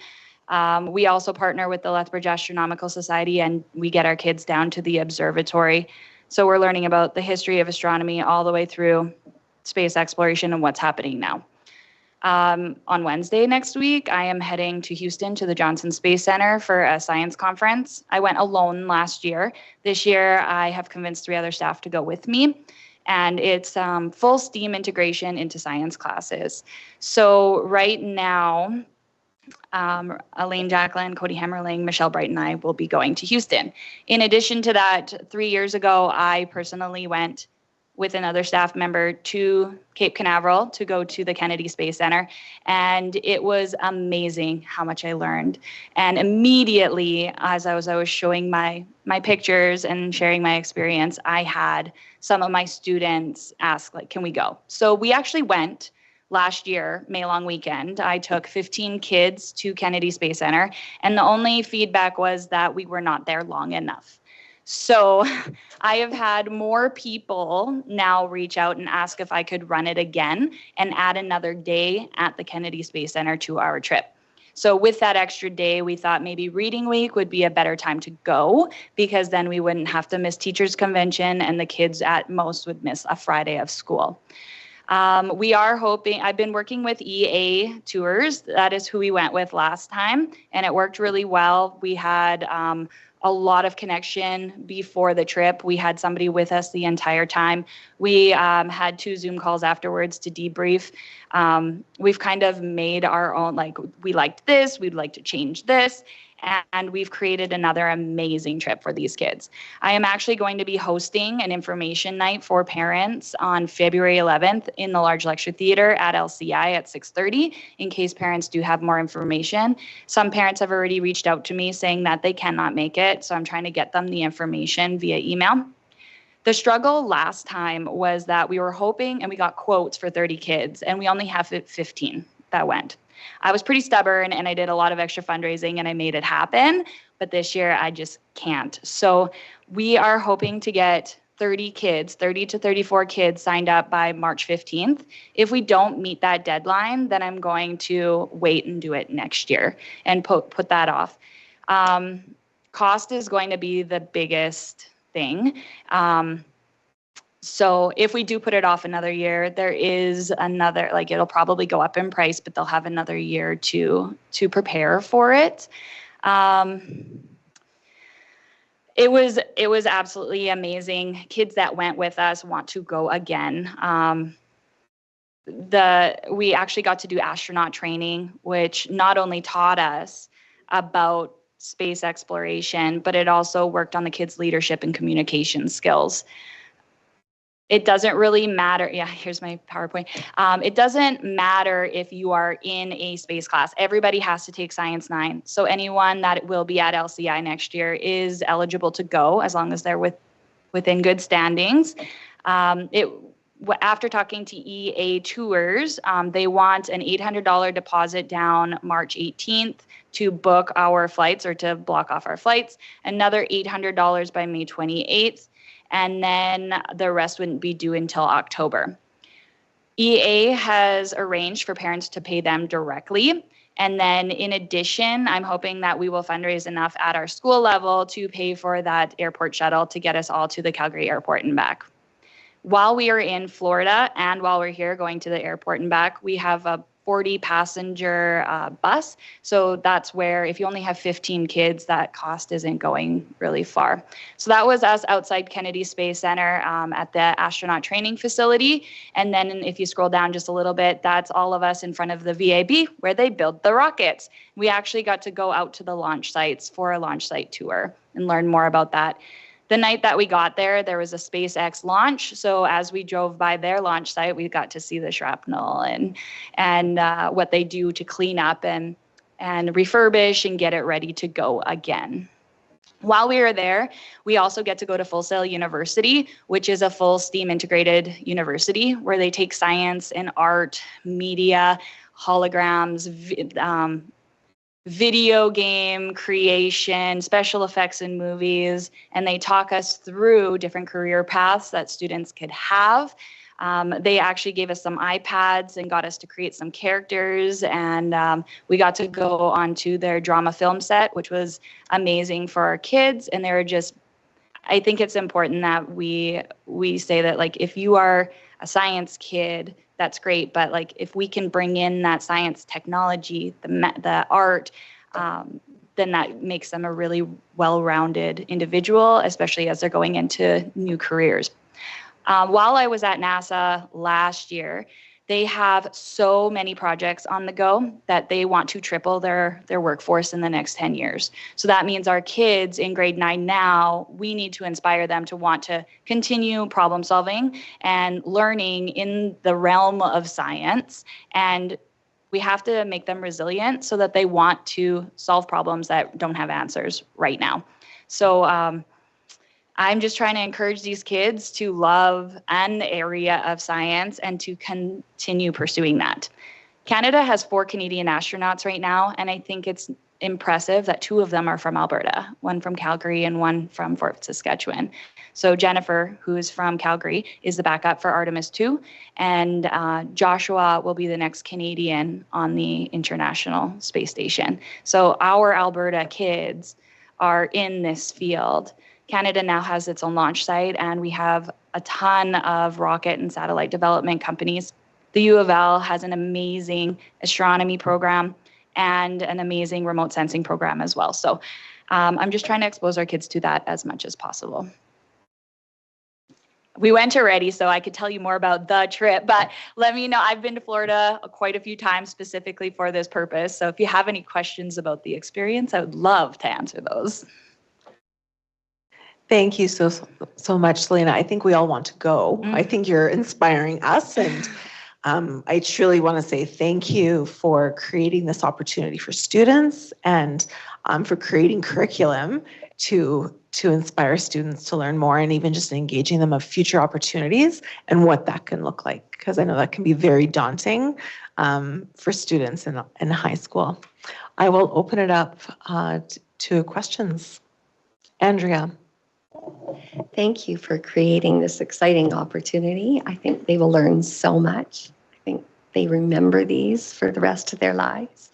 I'm just wondering what kind of fundraising opportunities you have for your students. I was actually just talking to some of our other teachers that are running trips, and one of the things that worked really well was they had open times for bottle donations at drop-off. So we're going to arrange for that. And then I don't last year, if you guys saw, I had raised almost $5,000 in selling cookies. I'm not going to sell that many cookies this time, but we throughout the process last time, I actually contacted AGLC, and through the LCI STEAM team, I had created an AGLC account so that we can do like raffles and stuff like that. So I was waiting to see what kind of parent support I would have, what kind of things that the parents would like to do. If you walk into my classroom right now, I have quite a few seedlings started. For the past 2 years, we've done a Mother's Day sale where you get a cute little Mother's Day cookie with a plant, whether it's a house plant or a vegetable or a flower that you could put out in your yard. They get these cute little pots. So then it's for like $10, a high school kid could get their mom a cute little plant and a cookie, and that goes into the STEAM account. So we are planning on doing that as well to help offset. I would like to get enough money that we offset that all the common group costs, and then hopefully that makes it more manageable for students as well. Thank you. Any other questions? Jenny? This looks fantastic. Looks so fun and such amazing learning opportunities. Have you included Universal Studios in your past trips? I noticed you have a list of not permitted rides. Is that due to insurances? Is that? Yes. So Universal Studios we did go to last year, and it actually went really well. So with the division policies and the insurance, you're not allowed to do roller coasters. So what we did was we went through their website, and anything that was classified as a roller coaster, I told the kids like this is on the no list, and they were amazing. Actually, I didn't think they'd want to hang out with me, but I've been to Universal quite a few times. So I'm like, we got to go here for this lineup first, and if you want to get on this one. So we were pretty much together as a group in the lineups all day long. So there wasn't a single kid that was trying to sneak off to get onto a ride. We had the most amazing kids, and we had a great time bonding even in the lineups. Craig? That's a great opportunity for the students at LCI. I'm just wondering, what is the ratio for supervisors and children? I've already had a parent or two reach out saying that they would like to come on the trip as well as a supervisor. Right now, we are hoping to limit it to 30 to 34 people signing up. So whether that's a parent and a kid. But right now, I have convinced Elaine Jacqueline, Kelly Fruin, and Dave Fuller to come with me. So we'll have 2 male staff, 2 female staff for with less than 34 kids. Any other questions? I appreciate your being cognizant of the cost for families and your willingness to put it back a year should you not have the numbers so it can be affordable and accessible. So I appreciate that. All right, I am looking for a motion. Jenny, was your hand up for that? Oh, sorry, go ahead and ask the question. I was just going to ask the question. Did you say you're having 34 students or 34 people total? So not including the 4 of us staff. So it would be 38 total. I would be open to getting 34 max people. So like there's a grade 8 kid already who will be at LCI next year who is interested. And her mom has already said she's interested. So that would count as 2. The only reason I bring that up is in the interest of keeping costs down for students, in just following the division's policy on the ratio for chaperones to students. I believe it's 10 to 1. Is that correct? Yes. And so if you followed that, but if you don't have enough students, you can perhaps get rid of a adjust. staff member. I mean, I wouldn't pick which one, that would be on you, but that. Our staff are all paying for part of their trip as well. None of us are getting free rides. I actually paid for my entire trip last time. So we have taken that into consideration as well to make sure it's affordable for the kids. That's fantastic. Thank you. Allison? I'd like to move that the LCI trip to Orlando, Florida in February 2026 be approved by the board on the condition that all division policies and procedures are strictly followed, and with the understanding that future travel advisories and/or vaccination requirements may affect the trip's ability to proceed. Thank you. Thank you. Is there any further discussion? Those in favor? And that's carried. Thank you. Have a fantastic trip.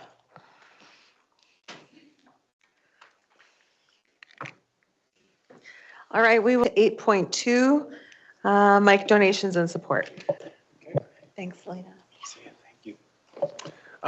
So as always, I know I'm a broken record, but so incredibly grateful for the support that we get. So you can see 3 examples here for Dr. Plaxton, for Nicholas Sharon, and Victoria Park. And just want to emphasize, you talk about our assurance plan and how much we do to support kids, because schools are the hubs of their communities in many ways. And so, yes, we've got, for Dr. Plaxton, it really is about, supporting the kids and to help them with coding and robotics. Then you look at the Nicholas Sharon, and it's about the breakfast program, which is really about supporting the individual kids. And then you look at Victoria Park, and that really is a way for the school to help the community, that it's not just about, yes, some of these things go to the school, but this is the school getting donations, being the hub for that, and people coming in and being supported. So, yeah, just wonderful. We are incredibly fortunate and very, very grateful for all the donations and support we get. And shall I just move on? Okay, we'll go into acknowledgements of excellence and school showcase. And again, I won't go through everything. I know you've read the reports here, but the 4 C's at Proby: care, courage, cooperation, and creativity. That's something that's very important to the Proby way of doing things. And certainly when we look at our assurance framework, really talks about that citizenship with kids, and that's an area that we're focused on in the division. So certainly meshes really nicely with the things that we're trying to do. As you go farther down, you'll see that Jody Babke was in working with the school and related to literacy. So again, that collaboration, which we really appreciate. And then parent engagement, if you know anything about Proby's Soaring to the Summit, it's sort of a replacement of the traditional report or parent-teacher interview night, that sort of thing. And it's really about students sharing their journey as they soar to the summit of learning. And I know it's been really well received. So great example of, that parent engagement that we talk about and getting the community into the school. And then, the whole end of it is all about all the different opportunities that kids have, running clubs and volleyball and basketball and rugby league and 3D printers and all those sorts of things. So we're very, very fortunate. And then we'll go into Lethbridge LCI, Lethbridge Collegiate Institute, and you can see Selena's passion, and they've done a wonderful job with the program, the space program there. But that's a great example of teachers taking the initiative to create curriculum, to create a course, and to make it very meaningful for the kids. And it's not hard to see the passion that exists there, and that's something that's very much the case at LCI. And, she talked many times about the students and how much she appreciated being on the trip with them and how great they were. And you can see that in this report where it talks about and it's I think a really nice reminder here that there's these stories that perception that kids don't have accountability, don't have respect, that sort of thing. And then here we talk about how many times the kids do take ownership and do show that respect and just do incredible things. So it's always important to remember that. And then, I think the through line on LCI is the concept of community.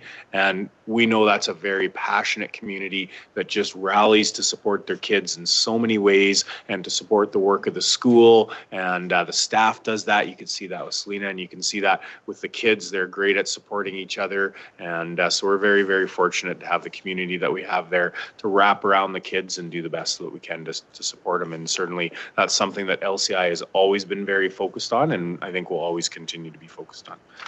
So those are the highlights. Now we'll get, unless there's questions, if there are questions, just stop me. Otherwise, I'll keep going.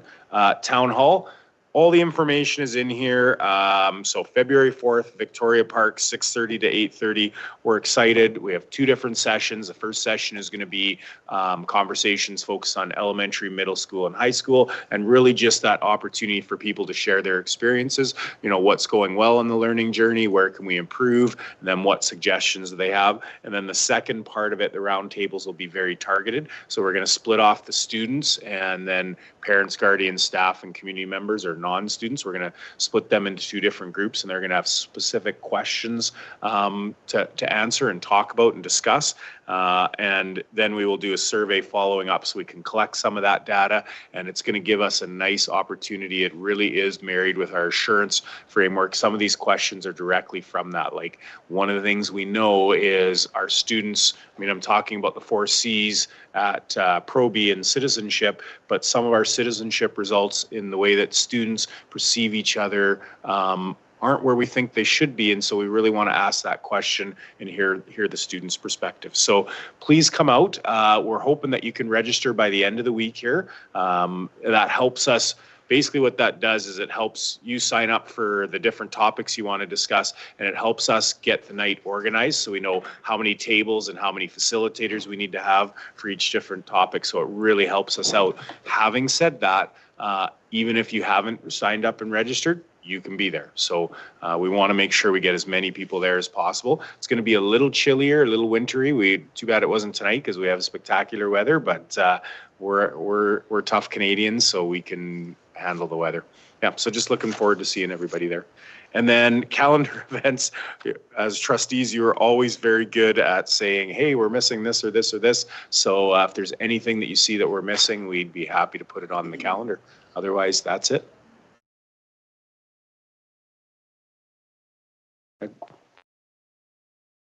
Just an amendment, the joint city school board meeting begins at 9 a.m., not 8:30. Just a little typo for those who will be attending tomorrow. Craig, and then Allison. Yeah, February 6th and 7th, it's public school boards PD and meeting up in Edmonton. That's Thursday, Friday. I think that's the dates. Thank you, Craig. Before this is, we'll confirm that before that's added in. Allison. Thank you. I don't know if we want to put on there January 30th, the Winston Churchill event that all trustees are invited to. That's at, I think, 4 o'clock or 4:30. 4 o'clock, okay. And then just the other piece to highlight is February 19th for Zone 6 is actually February 12th, and it's strictly a virtual meeting.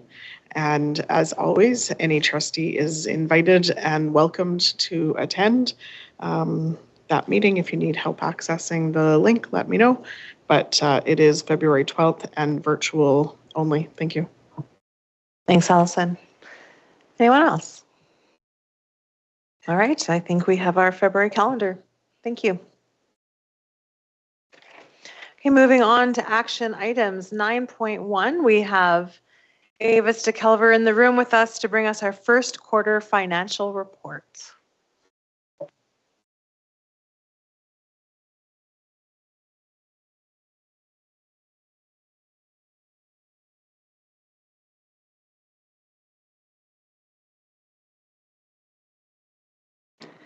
Hello, everybody.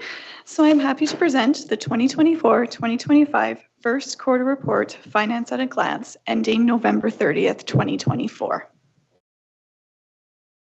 So just a reminder that this presentation is an overview of the quarterly reporting, which is included in the board package, and that these reports are based on the operating budget of September 30th, as they more accurately represent the operations of the division. And there's just 2 items to note that have been updated after the September 30th budget update. So the first one is a $741,741 budget increase to transportation through the changes to the grant that was submitted and approved by Alberta Education, and as well as $324,747 facility lease grant that was received and then is paid to the Christian school societies. So then just a reminder as well, similar to previous presentations, we'll display the financial data by budget, forecast, and compare year to date. So let's get into it. So starting with revenues, overall, comparable to forecast of 25.3, the division has received as of November 30th, 25.2 of the budgeted revenues. Overall sales and services is higher than forecasted due to recognizing the deferred revenue for international students that was received in 23-24 for those students that are now going to be attending in 24-25. That's approximately $268,000. Investment income is a little lower than forecasted costs due to interest rates decreasing. The division does have one GIC that is locked in for a higher rate that was locked in 2 years ago, and that interest will be paid in February, so it's expected that it'll be closer to forecasted by the end of Q2. And then just one other item of note, that both donations and fundraising are higher than expected for the first quarter.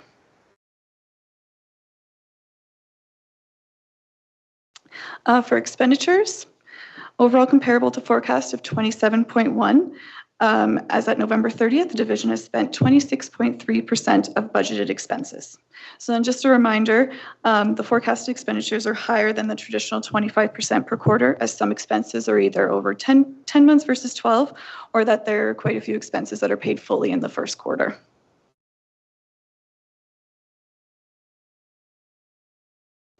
And then just as shown in this chart, we'll go through based on program and by type. So we'll start here in the different departments. So pre-K is at 25.4% of its total budget. So it's in forecasted costs of 27.9. Forecasted costs, the majority of this staff are 10-month employees. So that's why it's a little higher than the average 25%. Instruction for kindergarten to grade 12 is at 25.6 of their total budget. It's within forecasted costs, and it's pretty close to the projections, which is always nice to see. Operations and maintenance is at 28.4% spent of their total budget. So just also just the budgeted number there has been updated to reflect the Christian school lease payment. It's within forecasted costs of 29.6%. And then the forecasted costs are higher than the average of 25% due to timing of payments, and insurance is a large portion of that. Transportation is at 31.5% of the total budget. As well, this number has also been updated to reflect the changes to the transportation grant. However, the actuals are still over the forecasted costs at this time. And we're watching this area very closely as costs continue to outpace the grant. And there is some transportation reserves and deferred revenue, as well as the fuel contingency grant that we do receive as well, that we don't budget for, so that hopefully will help. But we are watching this area very closely. System administration is at 31.3% of its total budget, again, which is pretty much bang on to its forecast. Again, the reason why this is higher is due to insurance, memberships, and the audit costs are all within the first quarter. And then the last is external services, which is the international program, which is at 16.9% of its total budget. And so the forecasted cost is at 25%. And so this is under significantly, but I've had discussions with the international team, and Q2 has a lot more travel for recruitment as well as homestay costs for students who are going to be arriving for this semester, for this January to May. So expect Q2 to look more aligned with the forecast. So now we'll just go review the types of expenses. So again, we'll start with salaries, benefits, and PD.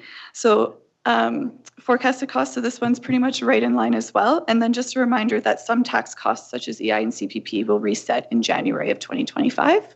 So I guess right now. Contracted services, so forecasted costs were at 33.1% actuals. The year to date is at 35.5. This is where the transportation expenses would be.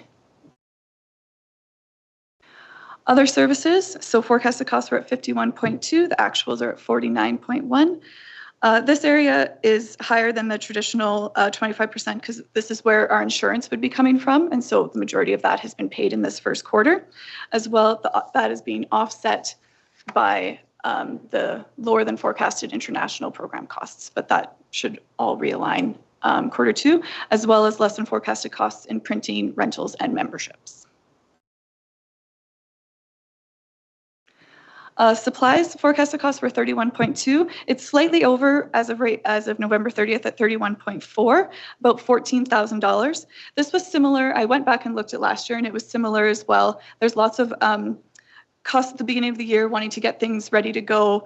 But then when you look at the trend, they actually are under by the end of the year. So there's just a lot of those costs in that first quarter.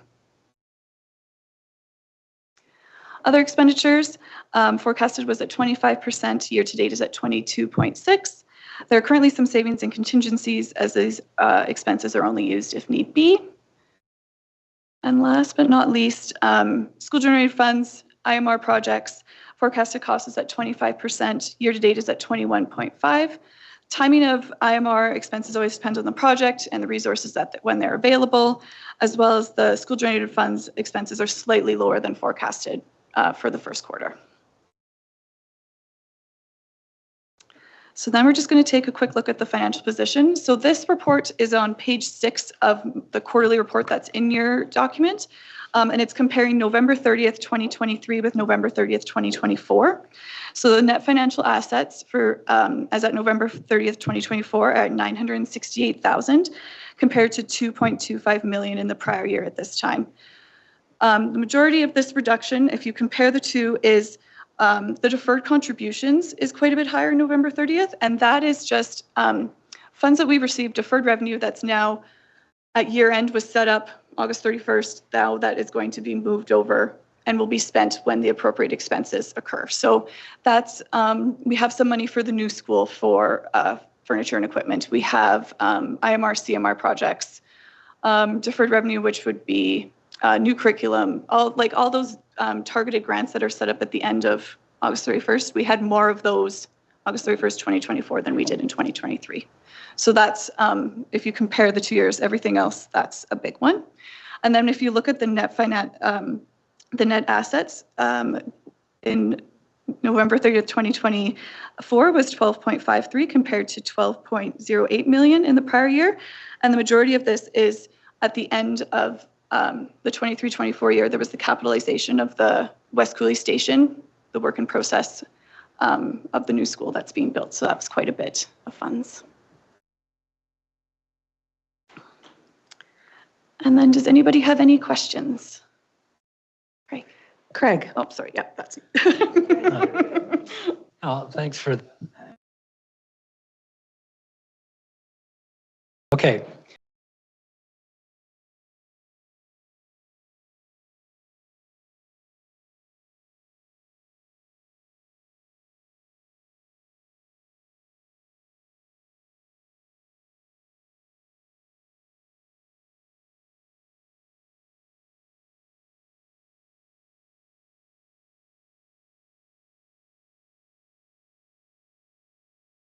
Thank you. So when we do our average salary costs, we include the benefit costs in there as well. Yep. Thank you. You bet.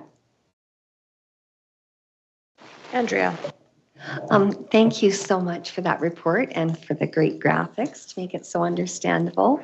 I was wondering if you could explain what a facility lease grant is and that you talked about for the Christian schools. Yeah, so I can, and then please jump in if I miss anything.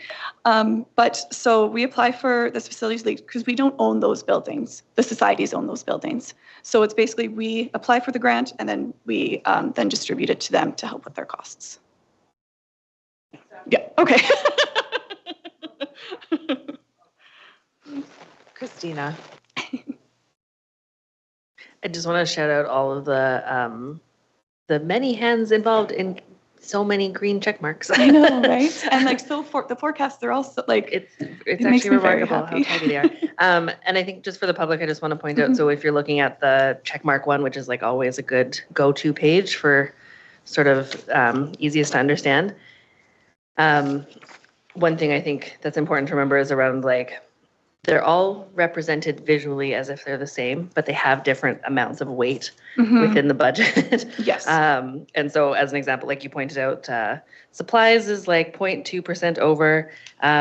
which is like $10,000 Yes. in a $130 million budget. Yes. It's like 0.000%. So I appreciate for the transparency that it's like in the yellow check mark. But for folks to sort of, for context. Yes, and that's why I always joke of like, you're not going to make or break a budget on markers. Like that's not what's going to put somebody under. Yes, and that's what I went to last year. Just and I was like, we were in this exact same spot last year, but like just a smidge over. Yeah. So you need some stuff in September. Exactly. Yes. And so just for the public of like, as additional context, the check marks are a great way to look, and then the percentages are like sort of the next level. But then if you have a little bit more capacity or space to look at it, kind of looking at the context of how big each of those boxes are. And so it's extremely remarkable that salaries, for example, is exactly on budget, where that's $116 million. Yes. Yeah. Thank you. And that's obviously our biggest expense at 77%, right? Yeah. Christine. And thank you for that. And if I can put a plug in, really the actual management discussion analysis report provides a lot of detail. And so, you know, if you're really curious after looking at the check marks, you know, dig into the details because it's in the management discussion analysis report. And a lot of work goes into that. And so thank you for that, Avis. Thank you. Any other questions? Oh, is that okay? So speaking of the report, I have a question from sorry, to find it, was sorry, go to my page. Sorry, I should have moved my paper before I asked the question. One of them's like 31%. Second. Okay, sorry. We can give you a System moment as well. administration, I found it. Okay. Page 18. The system administration, it's at 31% of the budget, but the actual costs are below. And then I think on the other chart, though, it said that the system administration was 31% and it's on budget. So I just wanted to clarify. Like it was 31. They were both, I think, 31.3. They were basically, like they're within a couple $100. So it's, or under, yes, they're under. And that's the reason why it's just higher is there's a lot of like those first quarter costs are in there. Okay, and Craig. Yeah, just a quick comment, because people are the board is starting to look at the budget and people will be watching that. We don't have a lot of flexibility, literally, because most of it is salaries, benefits, and that's done by TIBA and mandates from the government, which dictates how much we can pay. So really, we don't have a lot of flexibility, correct, in our budget for other things. Yes, yeah. So, and teachers are the most important. So that's 77% of our budget. So is humans. Yeah, absolutely. So yeah, when you say there's not a lot of wiggle room, that's correct. Now, and just so the salaries also include the support staff, correct? Correct. That's every employee in the division is in that salaries and benefits. Yes. Thank you. Any other questions? I think that's me. I'll change a battery in a second. All right, seeing none. Thank you, Avis. I'm looking for a motion to approve the reports.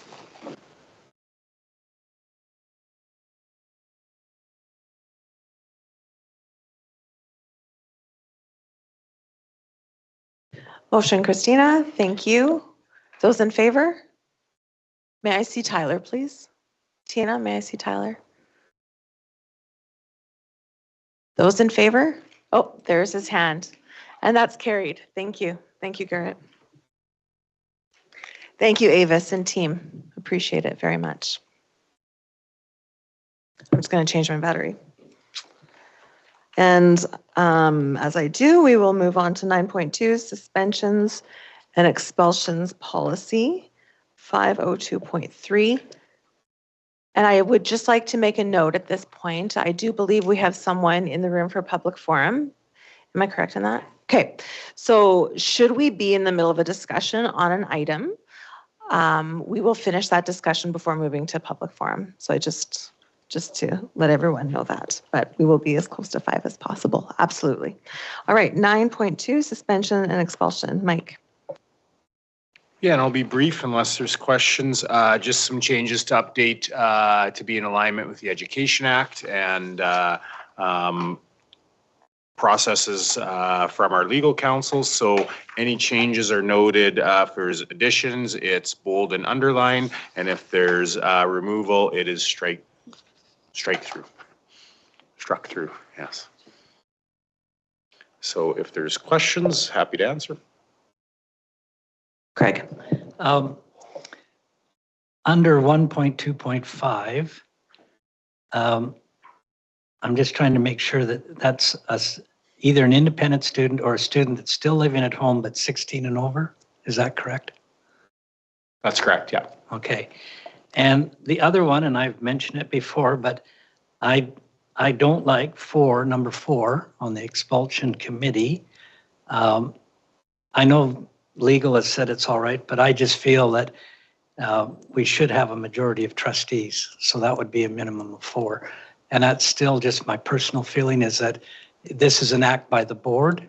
And I just don't feel comfortable with just having 2 trustees making a decision for the whole board. And if you have 4, then you have the majority of the board. And so I still would like to see that in the policy. And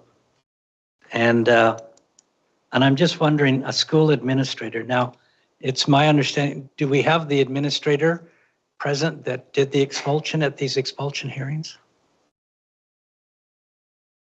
Like, let's say X school, when they suspend a student, is that administrator at the expulsion hearing if they decide to appeal it?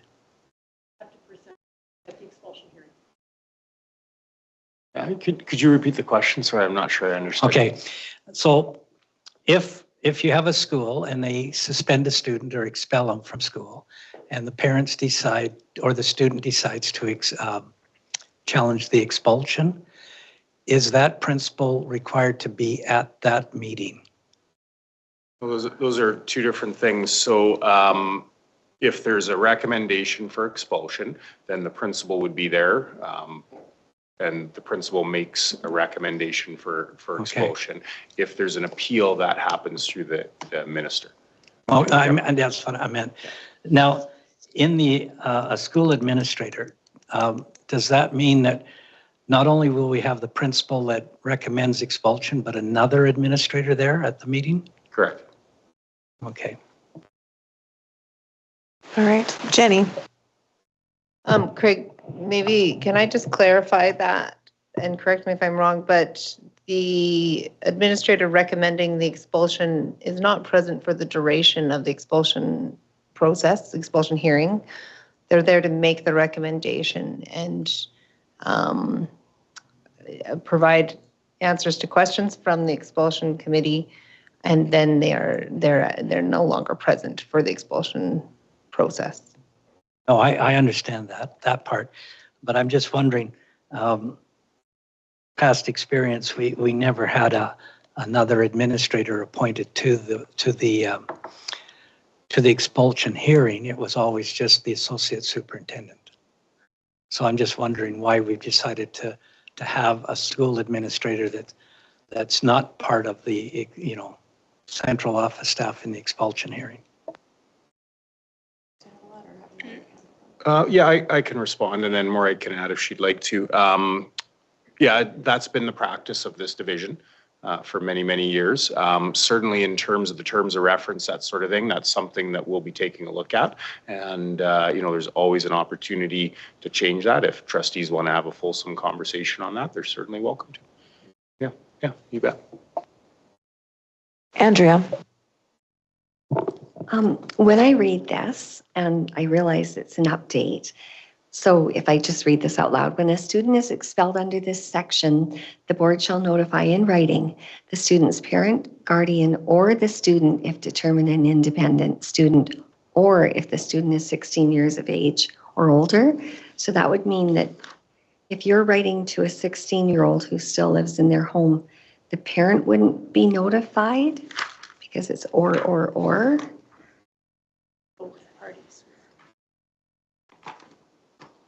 Jenny? Oh, sorry. Sorry, Mike. I think that that one is inconsistent with the Education Act anyways, because it's not an or, it's an and. Both the parent and any student over the age of 16 has to be informed in writing. It can't be an or. It has to be an and. Yeah, it could certainly be an and. That was the language we were given, but I don't know that, I don't think it, because yeah, generally speaking, both would be involved. If we leave it as an or, it gives the option that either the parent or the student can be informed, but the Education Act requires that both are separately informed. Unless there's an independent student. But if there's a situation where there's a parent and a student over the age of 16, both must be informed in writing, the student and the parent, under the Education Act. Yeah. So could we fix that with an and maybe move that 16-year-old child up to beside the parent and say,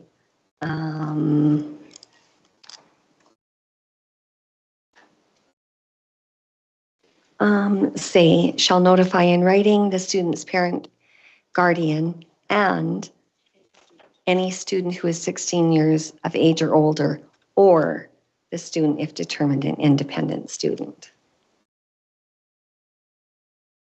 In all the spots.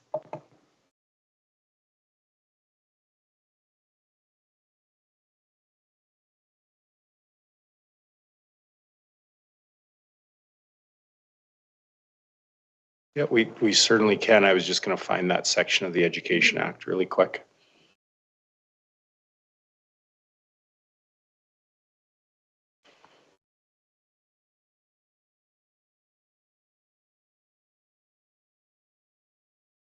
There it is.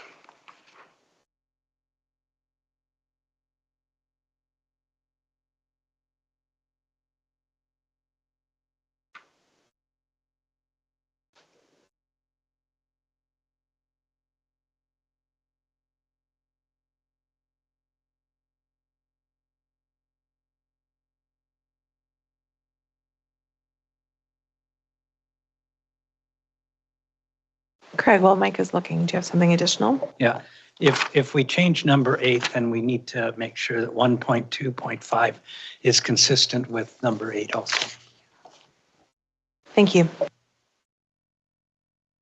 Yeah, the section of the Education Act that you're talking about, Jenny, says when a student is expelled under this section, the board shall immediately notify in writing the student's parent and the student if the student is 16 years of age or older.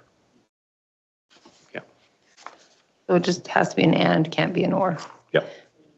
And that's where, yeah, it was offside. Yep, so if that could be aligned, that would be, yep, that would be great. Any other comments? Quick question. Hello?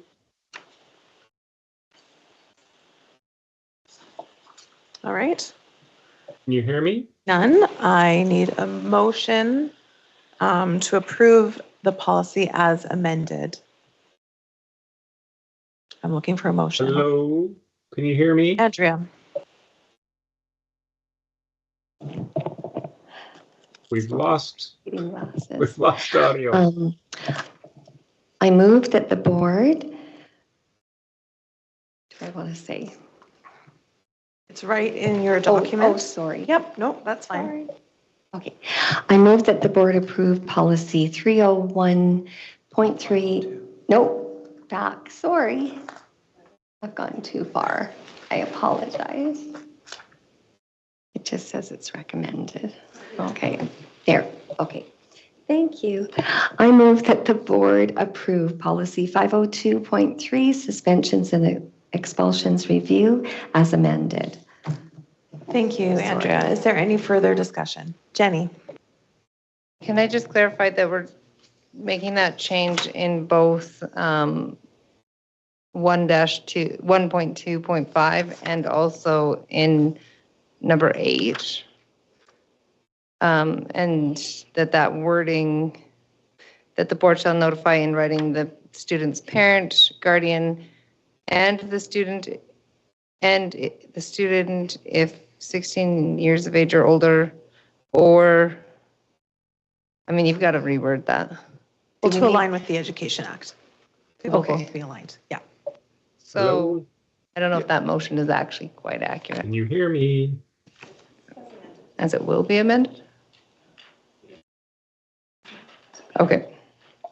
Okay. Yeah, I think it's just a matter of moving that section in.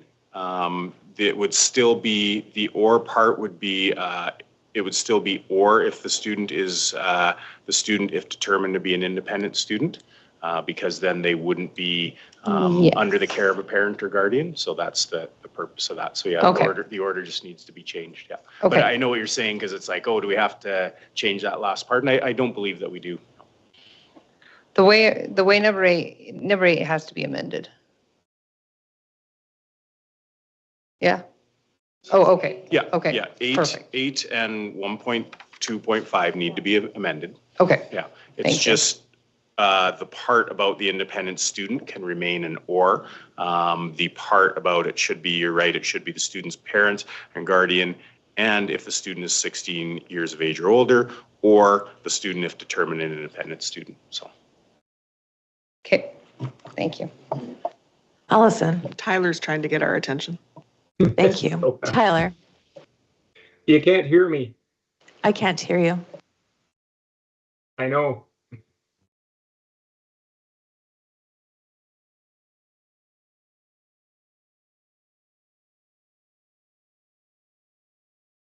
Are you able to type your question, Tyler?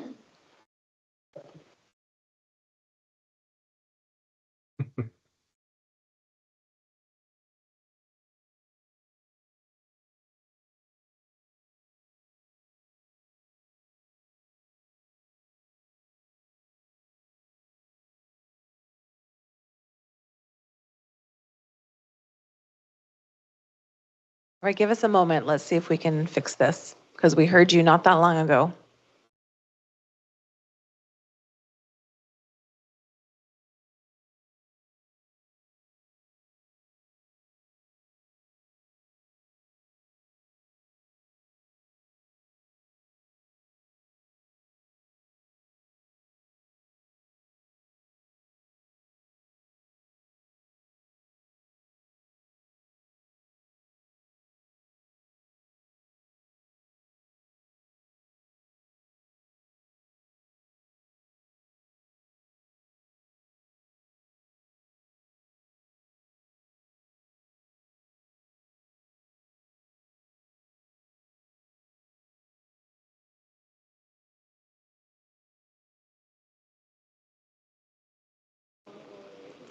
Jenny, while we're waiting on getting Tyler in here. While we're waiting, I'm not sure that the referenced sections in the Education Act are actually, I'm fairly confident they're not accurate in here either. Section 43 is about a dispute of grade level for a student. It's about process for resolving requesting the minister to make an appeal about grade level for a student. No, section 43B, if a board makes a decision on appeal or otherwise with respect to B, the expulsion of a student. Okay, thank you. There it is. Okay, thank you. So Tyler asked if we end up changing 4 to more than 2 trustees. So we'll circle back. Craig did make a comment that he wanted to see 4 rather than 2 for a board majority to sit on an expulsion committee. So I will open that up for discussion for feedback. Jenny? Would that be quorum? It would be quorum. Is that problematic? Then you can't appeal. Then you can't appeal. And the confidentiality of the students within that scenario would be compromised as well. I think it's imperative that we have the least amount of people in awareness of who they are. Jenny. Trying to understand the process. The appeal goes to the minister, does it not? Is there a situation where an appeal goes to the rest of the board? I don't think there is. So it could be quorum, I think. Yeah, there are multiple ways that it can be done. Boards have some ability to make a decision on that.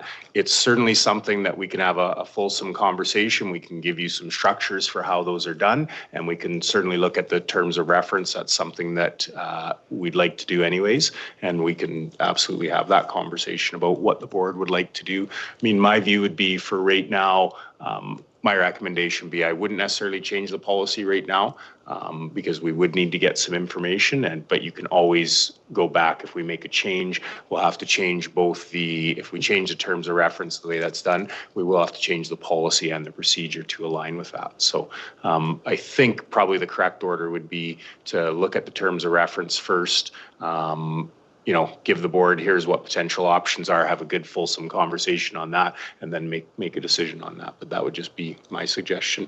You're certainly welcome to continue debating it if you'd like to. And as far as I know, but I want to be careful of saying this 100% accuracy, I believe you can have kind of the numbers that you want. There's a variety of ways that it's done. Yeah. Thank you, Mike. Christina. Just to add my piece about it, I'm not in favor of having 4. I am in favor of having 2 for the reasons of quorum, as well as in alignment with other board committees where we empower board members on behalf of the board. And certainly the stakes for this type of committee are very high, and I recognize that. But also for the confidentiality of young people and families, and that I feel like is most aligned with our other values of staff and student well-being. Thank you. Any other comments? Craig. Well, I'm a little shocked that we'd be talking about confidentiality because this is a confidential thing. And you could have the whole board there. You could have 4, you could have 5, you could have 3. We're bound by law not to say who it is. So confidentiality is not part of the issue as far as I'm concerned. What I'm concerned at is, and our other committees aren't as binding as this because we can have another committee with 2 people, but no one's going to write to the minister to appeal our decision. And that's what concerns me, is that I don't like to be in a society where the minority decides for the majority what we should do. And that's my only concern. If we're going to make do something like this, which is very serious based on the allegations, and we decide to accept the recommendation to expel, I would feel more comfortable if the board had a majority there. And that's possible. And then when the minister looks at it, he can decide whether we made a good decision or not. So that's my concerns. And I've been on a few expulsion hearings, and I just feel I feel more comfortable with that than the other way. But that other part about confidentiality, we're bound by that. And I'll respond to that part. I think when I speak to confidentiality, it's not a matter of board members sharing, because that is absolutely not acceptable, and that would be a breach of what we are called to do. When I think of confidentiality, it's a young person walking in a room and how many people are going to know that person's story. Just the confidentiality of dignity within the process. That's where I am coming from, just to be clear on that, Craig. I think that's important. Yeah. Jenny. Can we pause for public forum? Is that what you wanted to do? Is that what you said? Oh, sorry. I misunderstood what you were saying. My bad. Sorry. That's all right.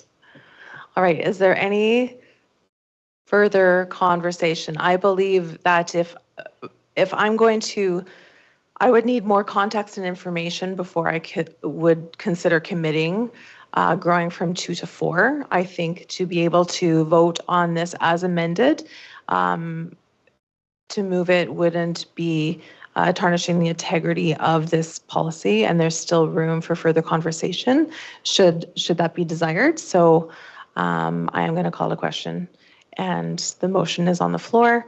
So those in favor? Those opposed? And please note that Craig Whitehead is opposed. Thank you. It's just Craig. Thank you. That is carried. All right. It is 5:07, and we're going to pause and move to public forum. I see we have somebody in the room with us. So, Nicole, I'll have you step up to the front of the room, please. Yep.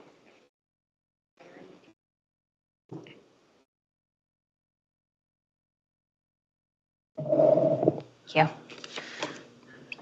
And before I start, can I have you introduce yourself to the room, please? Yeah, I'm Nicole Williams. Right.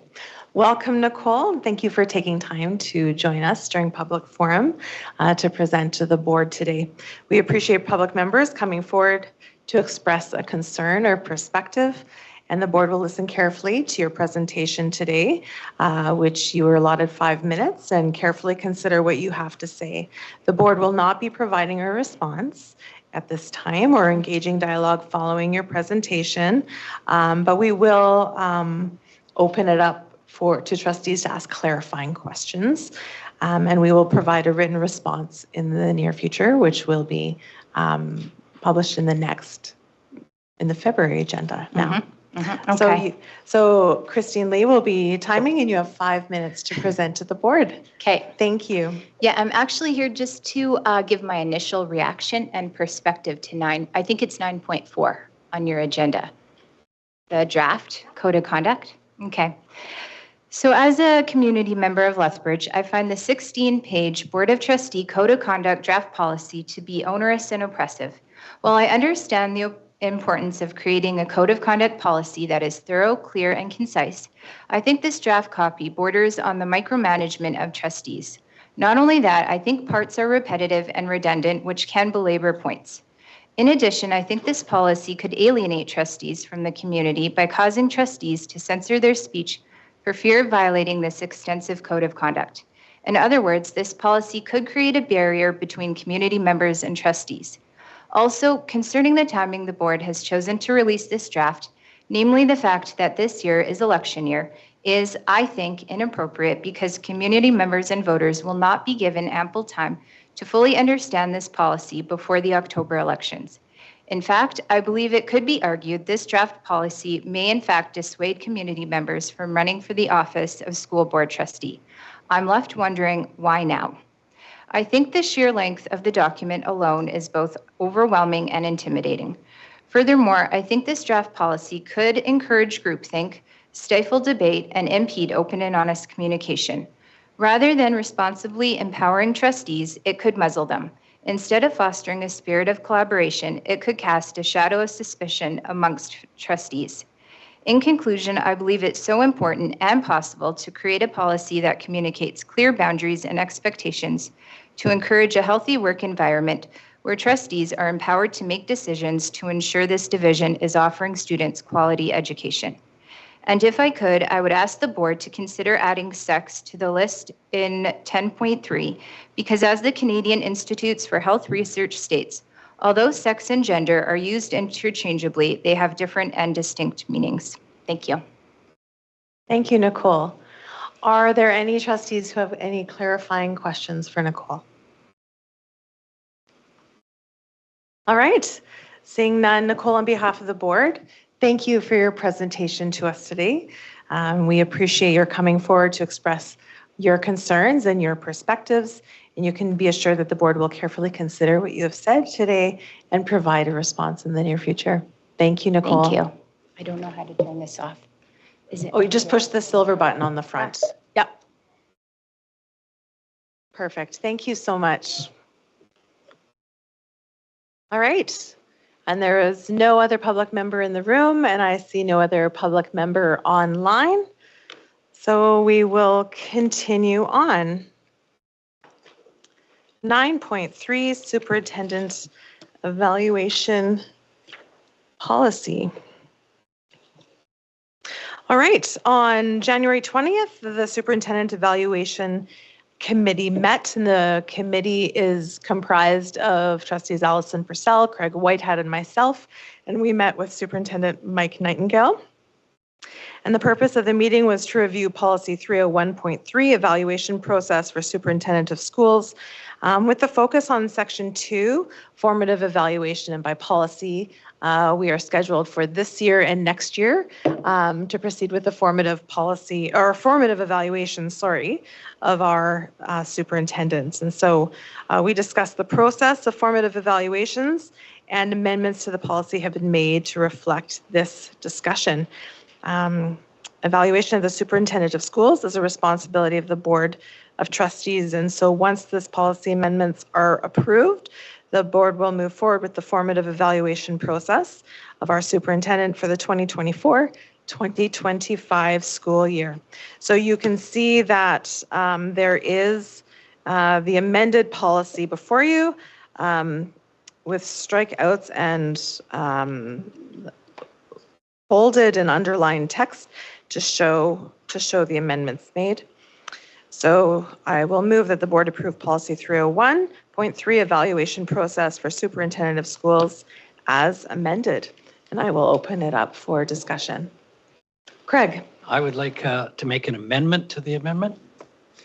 In the policy note at the start, I would like to just have the committee will consist of the board chair, 2 other trustees, and the superintendent, period, and that we eliminate the words "and shall provide all trustees with an opportunity to provide input into the evaluation." It's a little fuzzy on that. I mean, if we get rid of that, then we know that all we're doing is setting up the process for the trustees to be involved. And so if we get rid of just those words, I think it reads better. Thank you. Any comments on that amendment? All right. Is there any further discussion? Jenny. Can I add a comma after 2 other trustees before "and the superintendent"? Whether we put a period there or not? Because the 2 trustees and the superintendent aren't linked as one. So it's a list. Yeah, comma. Can I add a comma? Yeah, I'd come after trustees there too. I know it's either if you do the Oxford grammar or the other, Well, but no, it works. They're not linked. Yep, that can work. I don't know if I agree with removing all trustees having input. I might change it to all trustees will have opportunity to participate in the evaluation, maybe. I think that the key there is that all trustees have the opportunity to be involved. Maybe be involved is better, but I think that opportunity should be provided to all trustees. I don't know if involved is the right word, but input into the evaluation is fuzzy. I agree.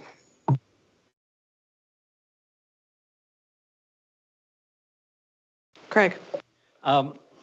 I think what we want in the policy, the first part is just what the committee does. If you look at summative and formative evaluation, there's where it says under the regulations what we're going to do with the trustees. In other words, all trustees will get a formative evaluation given by the superintendent, and that we have followed by a survey provided to trustees to gather additional feedback. And then the report will go to all of the trustees in May with a final report in June. So that really, it comes under the regulations. I don't think it needs to be in the top part of the policy, because all we're trying to say is that we're going to have a committee consisting of 4 people that will set up the procedure or the way the evaluation is going to go. Any other comments?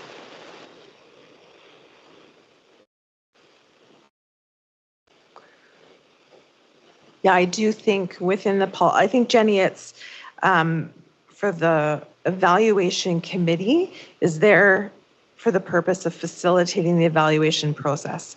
And so I think removing and shall provide all trustees with an opportunity to provide input into the evaluation, I don't think that communicates that we're removing the ability for trustees, because it's explicitly written how the board is included in points 1 and point 2. Does that make sense? Okay. Okay. Andrea. Looking at 1.8, culminate in a report to be written by either the consultant or the trustees on the superintendent evaluation committee. Now, in the past, that was every trustee, so that will no longer. That's under summative. Is this okay? You're looking at the summative, and that was done by our consultant. Yeah. That's okay. It's good to understand, good to ask the questions. Jenny. Just for understanding, would you mind giving insight into the decision to remove some of the information contained in 2.3? Simplifying it to what the superintendent's report is based on?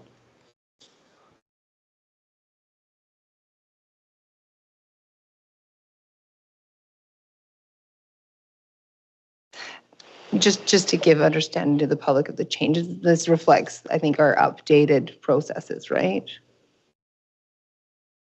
I think what we're doing is, when we sat down, and jump in, Allison and Craig, if I'm not getting this correct or clearly enough, when we sat down to look at the process, the formative looked very much like the summative, right? And so what we were wanting was more of a gathering time for the board to have the superintendent present to the board and be able to have a more open time of conversation and dialogue. And so when requiring the superintendent to provide the Board of Trustees with a draft report summarizing areas of success, areas of growth, and identifying future priorities, and it gives the superintendent freedom on how to craft that report to the board that's aligned with their summative evaluation and the goals set within that summative evaluation. Did I clarify or make that more unclear? I think you clarified, but Okay. I think I need further clarification. Does the superintendent's annual personal professional growth plan, is that something that is optional for a superintendent? Is that required somewhere in policy? Will that always exist? Do you know what I mean by that? Like, because we had attached that to the report, and what I'm trying to determine is it appropriate that it is attached? If the superintendent will always be forming an annual personal professional growth plan, this would seem to me to be an appropriate place for it to be reviewed. And if we remove that from here, where and when would that ever be reviewed? And so the same thing with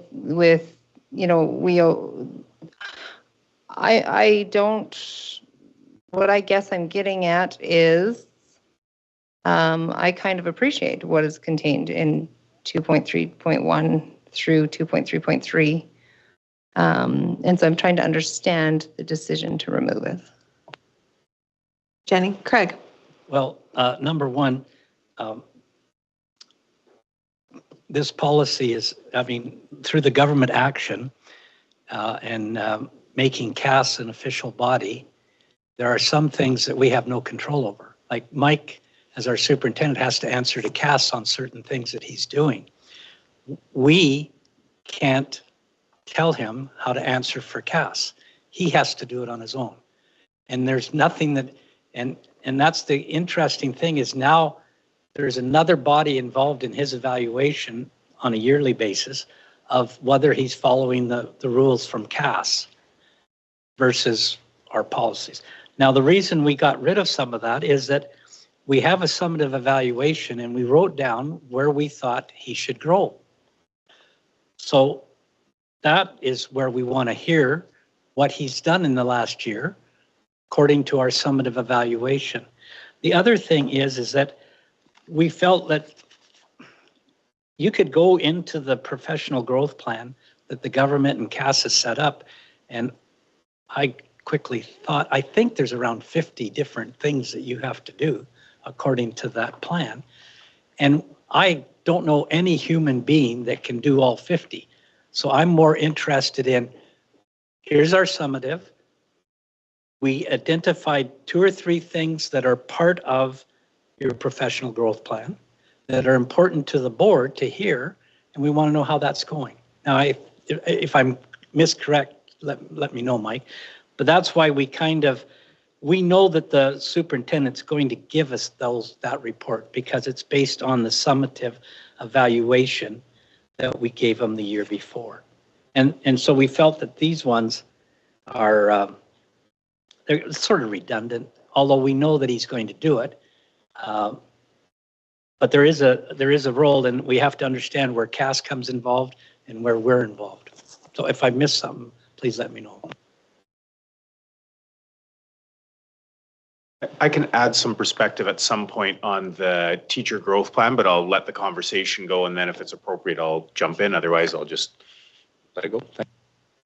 Thank you. Allison, was your hand up? Yeah.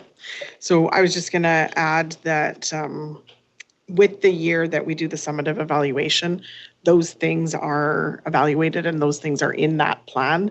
So when we added in this section for the formative with the areas of success, areas for growth, and identifying future priorities, those are based on the summative evaluation report, which would include the pieces of the annual personal professional growth plan. Like those pieces would be in there and part of it. It's just not laid out so that it's just a listing, which in conversation with this board over the last number of years is something this board did not want, was just a listing. It was more of a, we want you to still follow what we've done in the summative evaluation, but tell us what that actually looks like. So it just won't be just a listing. It'll be more of a anecdotal. You'll see still the relation back to the summative evaluation report, but it would be more of what you're actually doing so we can see it in real life, right? So. Does that help clarify, Jenny? It does. I think the problem that I have with it is both Craig and Allison have communicated that the intention of this change is that it is directly linked to the summative evaluation outcomes, or I don't know what you want to refer to them as, but the areas identified in the summative evaluation. The problem is that's not actually written or represented here. So what is actually written is just that the superintendent will provide Board of Trustees with a report summarizing areas of success, areas of growth, and identifying future priorities. That's so vague, that could be anything. It could be a paragraph if somebody wanted to. We haven't actually required it to be based on the summative evaluation outcomes, or like, to me, it would need to say with relation to areas identified in the previous summative evaluation and including, and then I would keep the rest of it, or you can remove the rest of it if you want to. But I think that if that's the intent, then it has to be represented here. And then to Craig's point about things are reported to CAS, what this isn't CAS evaluating our superintendent, it's the board evaluating a superintendent. And so this is a policy for the board to establish a process to have that collaboration with the superintendent. And so I think that's separate. So would you, you're right, it doesn't specify that. So thinking of future boards, it may not be lend to that clarity. Would you be satisfied, and open it up for discussion, to amend to require the superintendent to provide the Board of Trustees with a draft report summarize the areas of success and areas of growth as per the summative evaluation outcomes and identify future priorities. Is that capturing what you feel is missing? If you're looking for I think language. that captures the intention of the edit that I'm hearing. That's what I'm hearing as being the intention of the edit. I'm still not sure if there is purpose in removing success in achieving the goals of the superintendent's annual personal professional growth plan. I'm not sure if that's appropriate. I'm still not sure if that's appropriate to remove or if that would be the appropriate place for that to come full circle. And I do still lean toward feeling that it is appropriate for us to specifically also ask for success with regard to the outcomes of our annual education plan, because these are annual plans. And it seems the time for us to be reflecting on where are we at with our annual plan.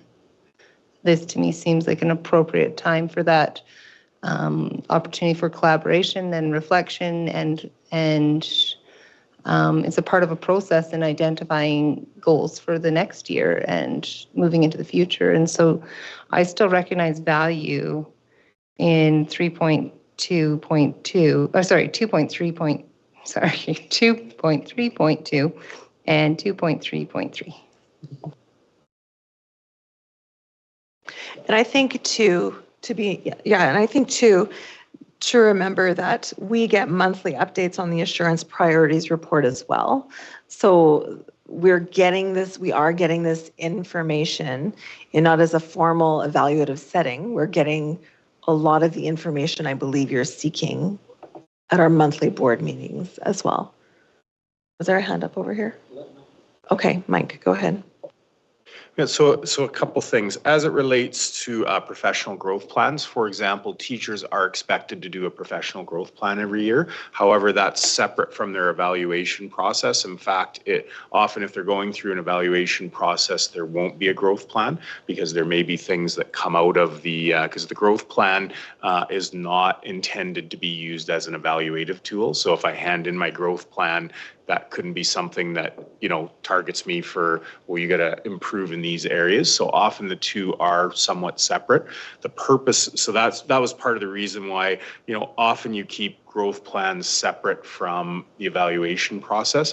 You don't necessarily have to. The intention was to, exactly as you said, Jenny, to very purposely connect the idea of we spend some time together talking about areas of strength, areas of growth, and then what are our priorities? So what are those things that the board and myself are interested in working on, and how do we combine those two together? So we really didn't want, so if I create a professional growth plan in September, then in February we do this report and that sort of thing, and the board says, well, we want you to focus on this, but I've been focusing on some other areas. It's really just about aligning us into the next year. So I think you're exactly right. The concept of that professional growth plan of me saying, here's some things I want to work on, the board saying, here's some things that we would really like you to focus on, and then us melding those together, that's really the intention of the process. So exactly what you said, the intention is the same. It's just the language is a little bit different. The whole growth plan language, that really is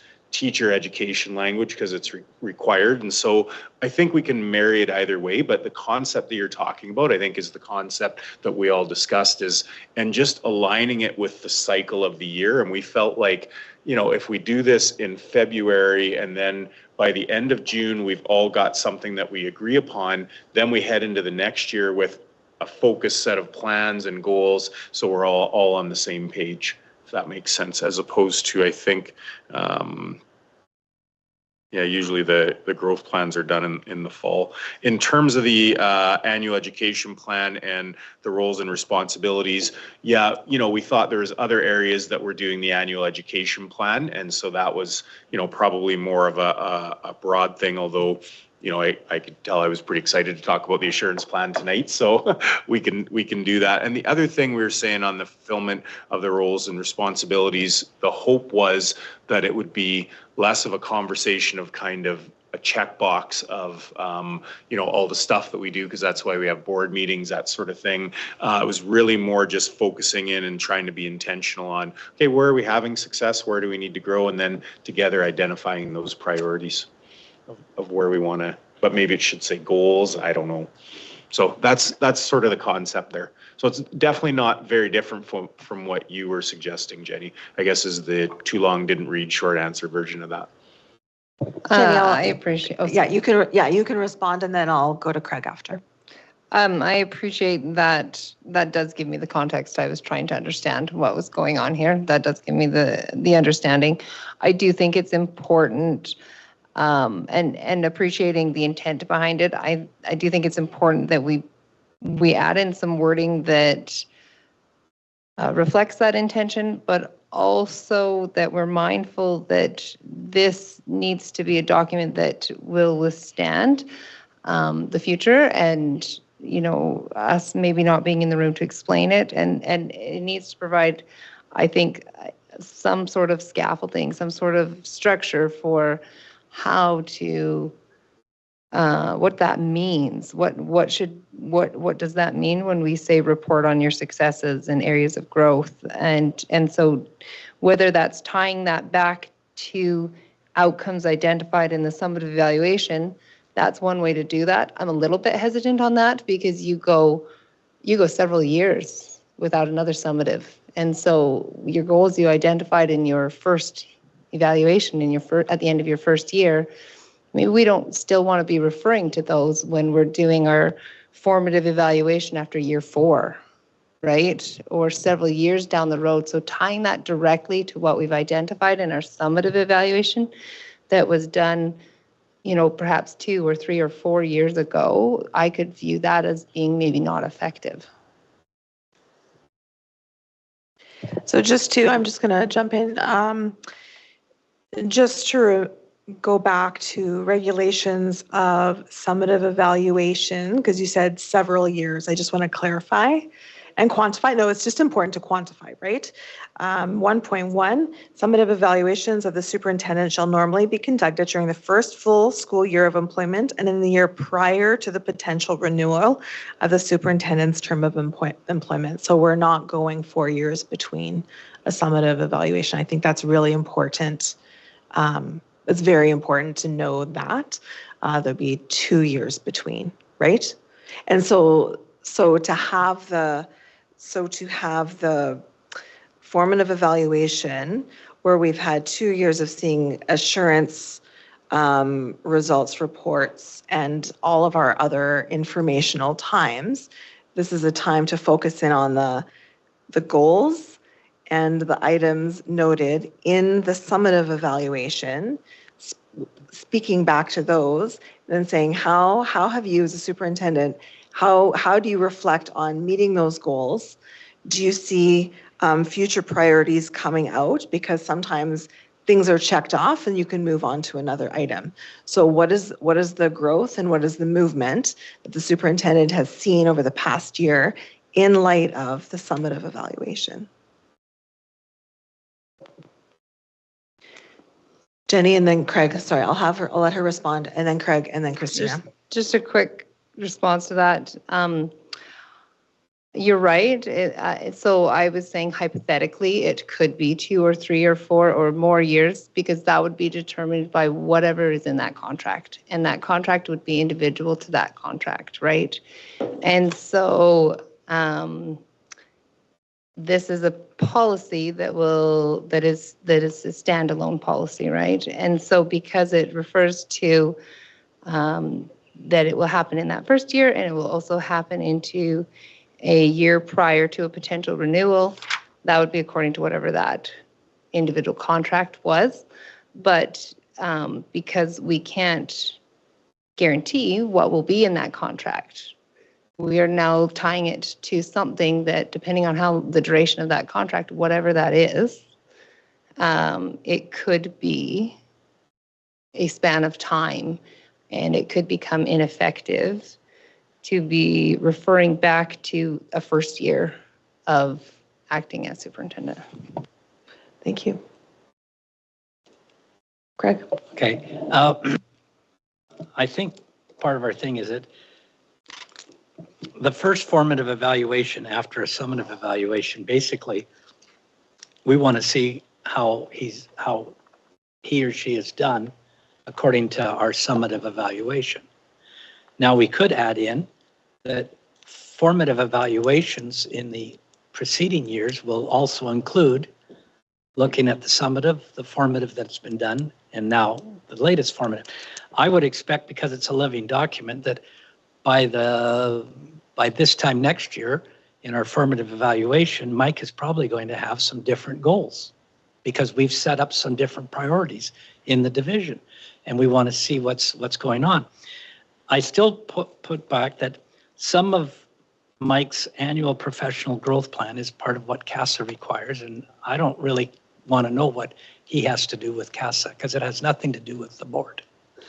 The other part is that at any time, even though we have a policy, I think that the board, by majority vote, could at any time say, we've decided instead of a formative evaluation, we would like to do a summative evaluation. And that's the prerogative of the board. So even though we have the policy here that says the summative can only be done in the first year and the prior year before, we can always say, we think we need to do a summative evaluation. And that's the prerogative of the board. But I don't think, I look at this and just adding to align or to take Jenny's concerns, we could add in that summative, the formative evaluation needs to include summative and formative evaluations from the previous year. And then we've always got something to go back on the year before. And it's also saying we'll look at the summative, but we're also going to look at the formative because we might have changed the priorities, or he might come to us, the superintendent might come to us and say, you know what, the government says we have to do this. Guess what? This is our priority. So I think that would, can't think of the right word, but it would take care of Jenny's concerns that we just are always going back to the last, the summative evaluation. Thank you, Craig. Christina? Am I allowed to call the question? Can I do that? Can I call the question? Not with disrespect to the need to have this conversation. I just feel like this does cover like our legal requirements, and we just have a great deal of other information to deal with today. And so Christina has put forward a motion to call a question. All in favor? Call the question. To call the question. All in favor to call the question and halt debate. I see 3 and opposed. 4. Okay, we will continue debate. So Jenny, if I can have you please give us wording. You're wanting clarity. So if you could please provide. Our superintendent question. I think what's important here is recognizing the intent of what this is. And the intent of what this is for feedback, really. And I know that this policy needs to exist beyond the people in this room. And so you're able to give us your perspective, and that is limited to yourself, but you're the only superintendent in the room.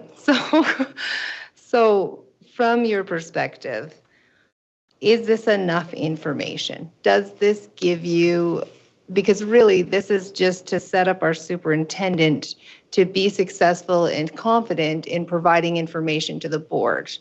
But to me, this reads very vague. And so it does this, like, really the purpose of this is you're going to provide us a report and give you an idea of what that maybe should look like or include, and give you some sort of a structure.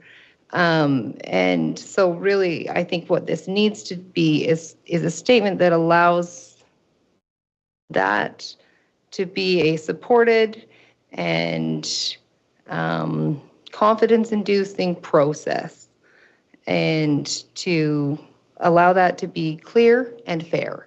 And so do you see the information here that you think is appropriate in achieving that, or would you recommend that we try to incorporate something with more detail or clarity? Yes, and thank you so much for asking the question. And yeah, I am comfortable with where I think we're at. I definitely think the concept is good, and really for me, what I envision would happen. And the board, once we do it, the board may say, yeah, this really works, this is good, or then we might say, no, it's not so good and we need to change it. But for me, reflecting on, okay, where are those areas of success? Where are the areas of growth? But for me, that real key is identifying the future priorities. And to me, that is the work with the board. And I really like that cycle of, as we get to the end of the year, we're talking about, okay, what are those things? And like Craig said, because you're exactly right, Jenny, the further you get away from that summative evaluation, the less relevant that is.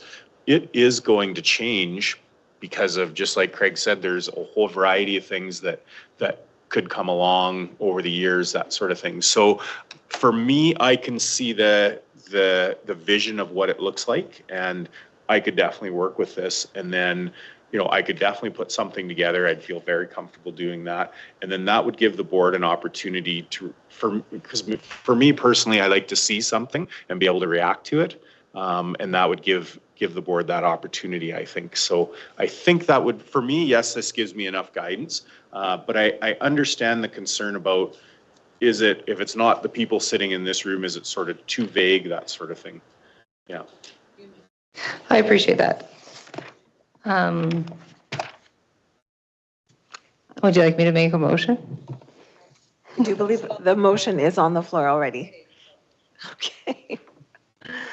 All right, the motion is on the floor to approve policy 301 as presented. Sorry? Oh, thank you, Allison.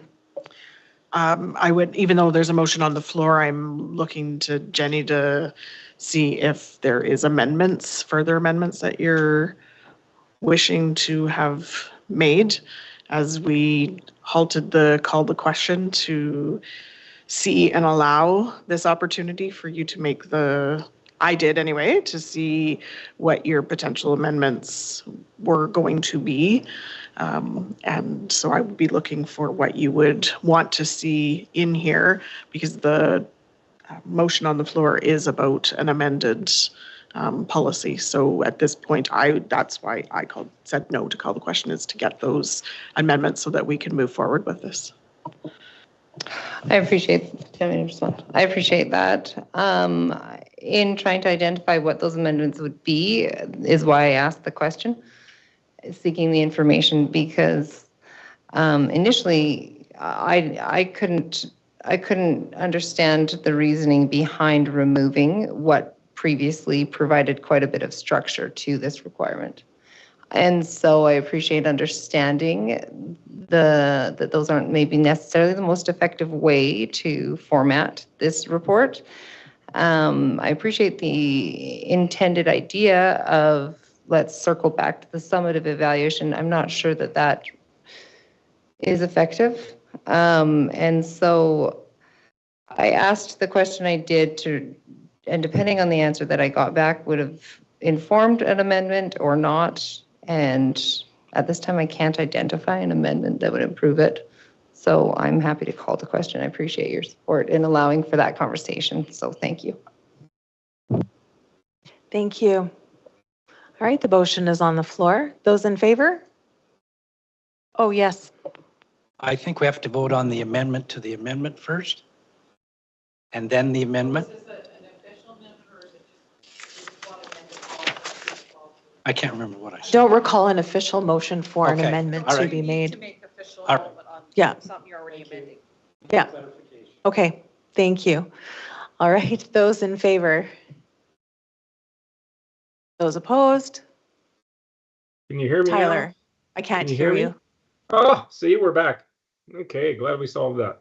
Sorry, are we voting? I believe. Tyler, can you hear us? Oh, yes, I can hear you. You can't hear me? No, we can't hear you. Okay, forget it. Do you want me to try calling you? No. Okay, we'll do the vote again. I didn't see your hand. Those in favor? All right, and that's carried. Thank you. Sorry, Tyler. We'll keep working on that. All right, 9.4, Trustee Code of Conduct Policy, first reading. Sorry, Jenny, was your hand up?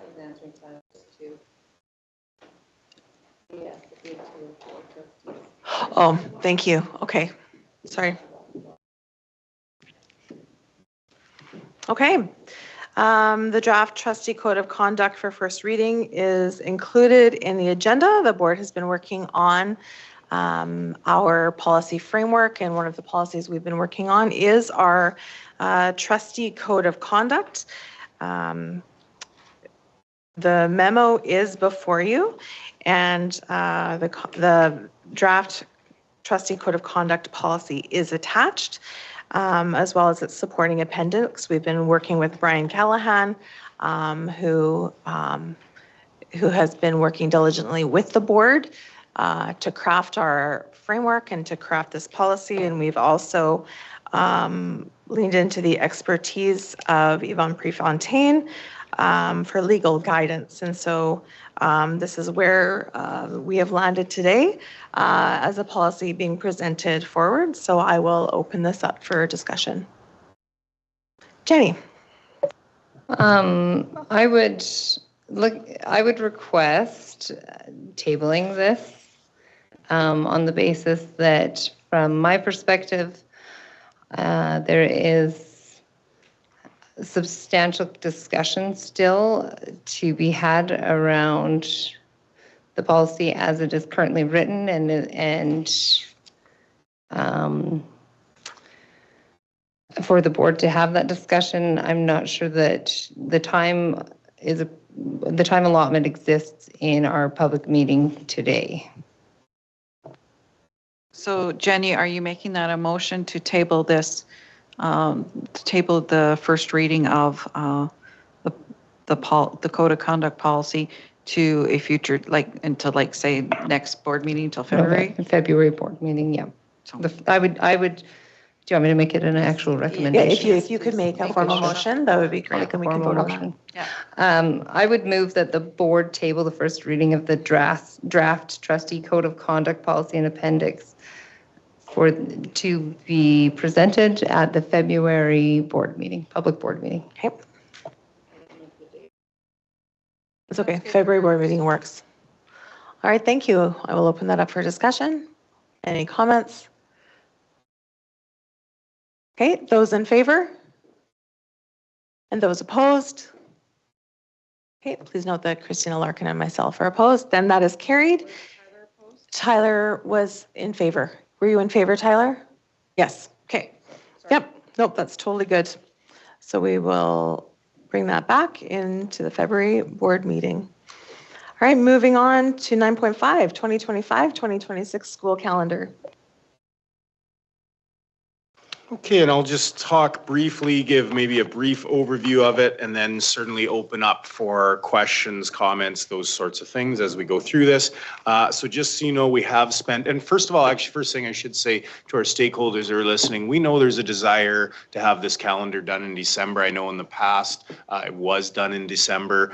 Last 2 years we've done it in January, and the reason is we've just tried to take a little more time to collaborate, to get more feedback and perspectives and those sorts of things, and it's just a little tricky to get it done in December for that. So we will try to move that forward, but we also are trying to be mindful of our other division partners to make sure they've had a good chance to go through their calendar as well. So I suspect that generally speaking, it is going to be January that we do this process.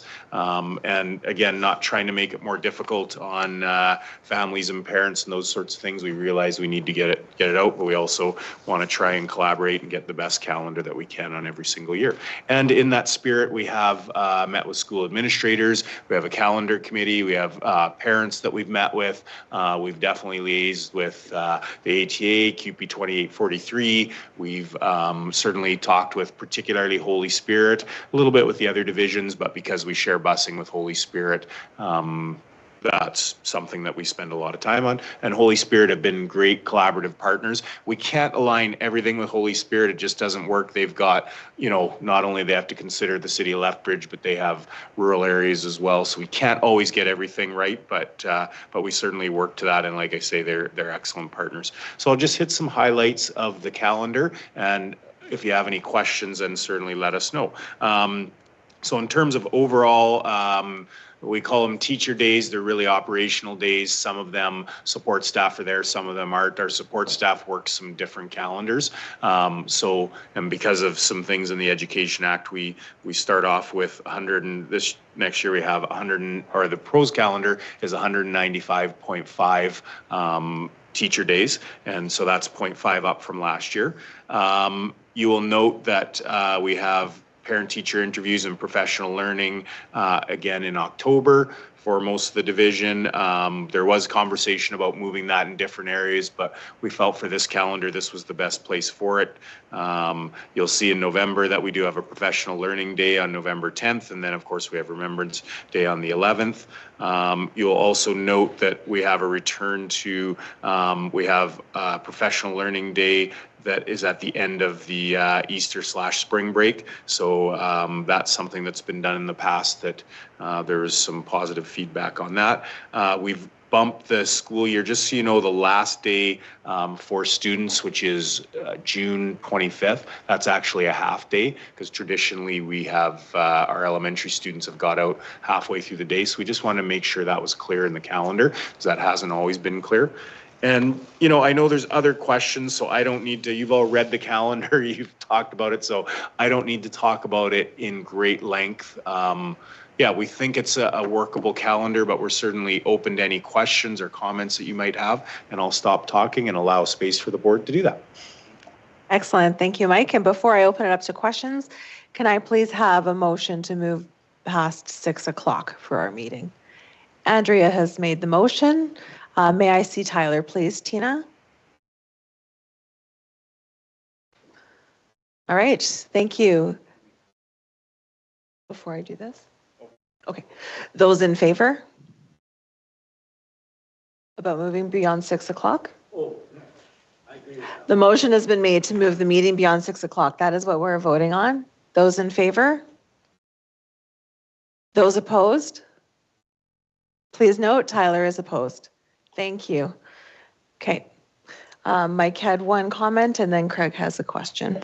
Yeah, very quickly on the calendar, on the side comments there, two things. One is we believe we have it accurate, but there could be the odd little typo there, so we will get that fixed up and make sure. So if you have questions about that, let us know. The other thing we've started to do is it's really hard to explain what's happening sometimes in this little column. So we will add a sheet on that is a Word document that explains what's happening. That's just a little easier for parents and community members to navigate. So that's another thing that we can do as well. Craig. So this calendar, there's certain requirements that we have to do as a division. So the first one, does this calendar meet the requirements for hours of instruction for elementary, middle school, and high school? Yes, we believe it does. So what'll happen is once the calendar is approved, schools will do all their calculations and make sure if there's challenges, we would let you know. But we believe this framework will allow schools to meet those instructional hours. And also, because of the contract provincially with TIBA, does this keep teachers under the assignable time? Yes, again, they will calculate all that once they have the calendar, but we believe that this framework will allow Okay, for that. thank you. Andrea. I'd like to thank you and comment on three things. The Day for Truth and Reconciliation, the addition of time for kindergarten teachers to have parent-teacher interviews, given that they have twice as many children, and the adding of the PL Day back onto the end of the Easter/spring break. I think it makes a lot of sense for staff to come back and get excited about an idea and then it buoys them through to the end of the year. So I'd like to thank you for all of those inputs into the calendar. Thank you, Andrea. Any other comments or questions? May I see Tyler, Tina, please? Thank you. Any other comments or questions? All right. Well, thank you to the calendar committee. This is a complex endeavor that you get to do annually. And so definitely appreciative of your collaboration with Holy Spirit as best as you're able, and inviting voices of multiple stakeholders into this process. So thank you for the work and time that you've put in, and your team as well. So if I could have a motion for the board to approve the school year calendar. Craig. I move that the board approve the 2025-2026 school year calendar as presented. Thank you. Any further discussion? Those in favor? And that's carried. Thank you. All right, we will move ahead to 9.7 board agenda organization. Jenny.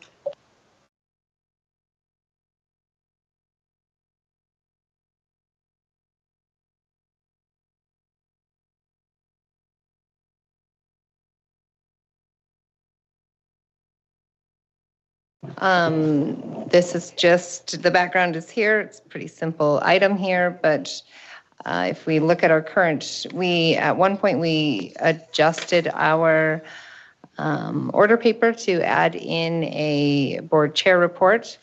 And the idea here is perhaps just opening up the consideration of maybe moving that section of reporting in with the rest of the reporting that we receive from our associate superintendents as well as then our superintendent.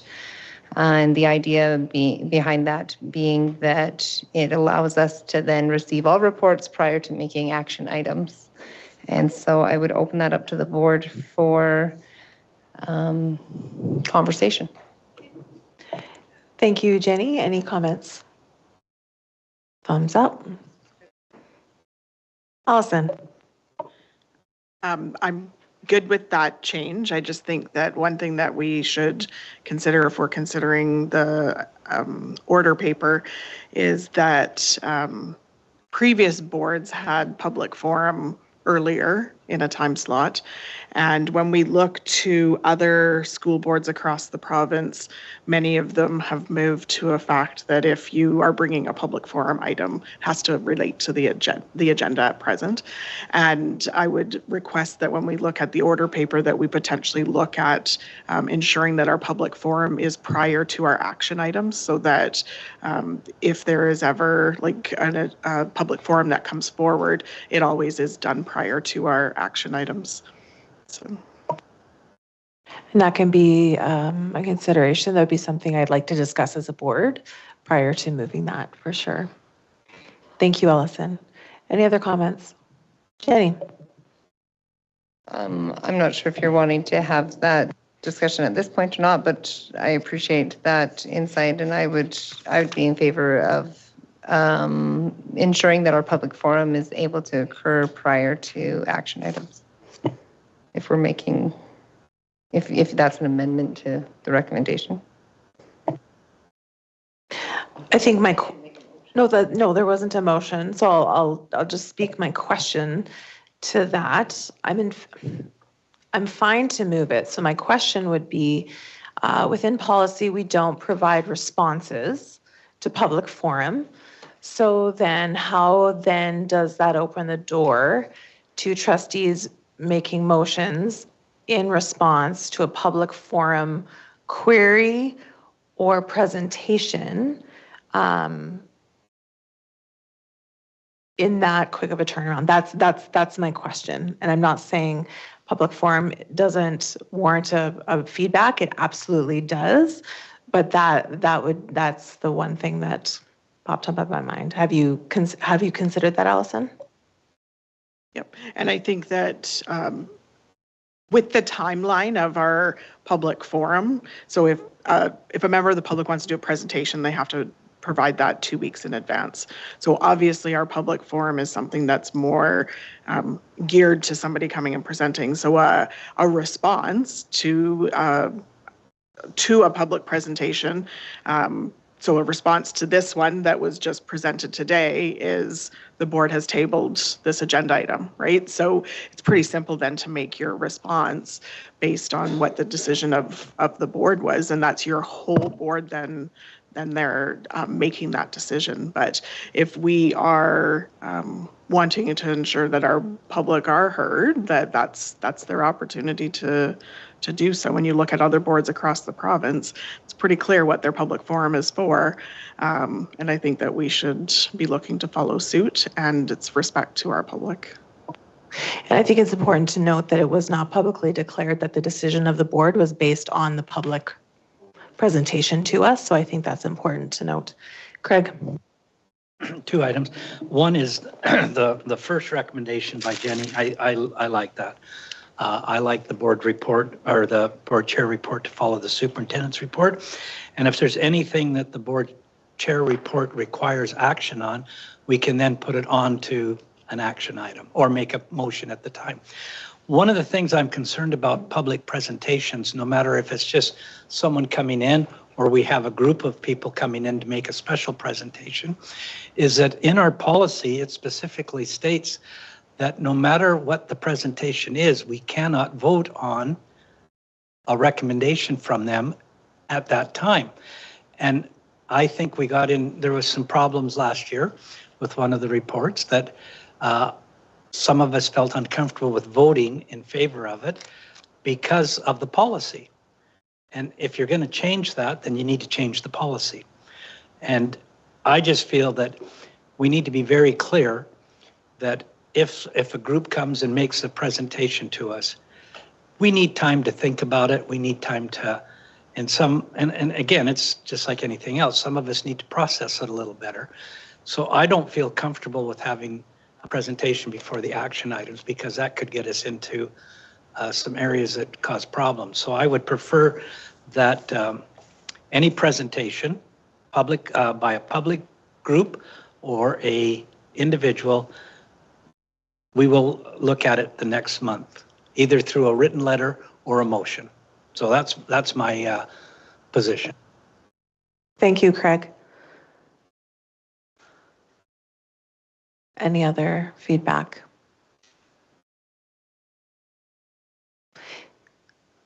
Jenny. If the board is in favor, I'm happy to make it a motion to do it. Do we need a motion to change the order paper? Or do we just do it?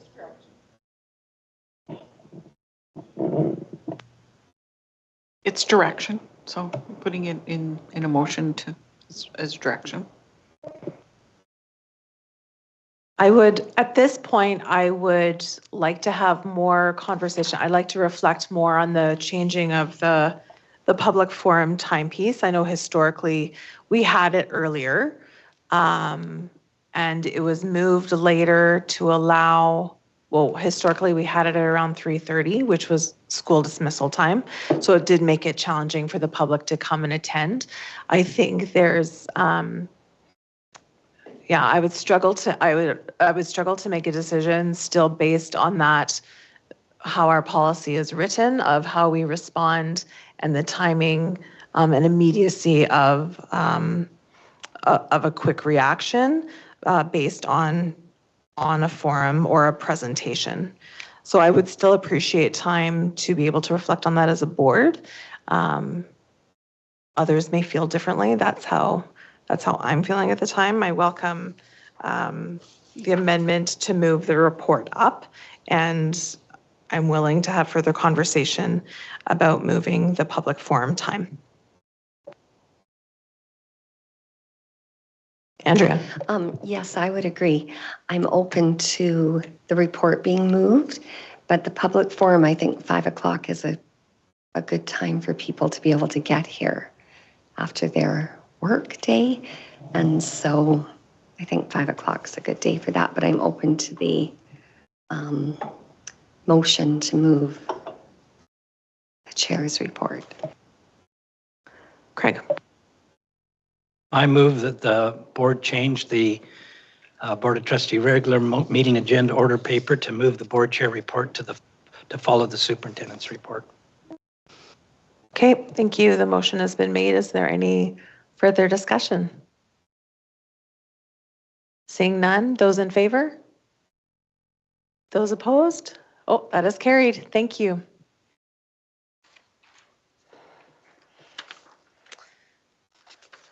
All right, moving on to the board chair report. I have 3 items. The first is 10.1, election information.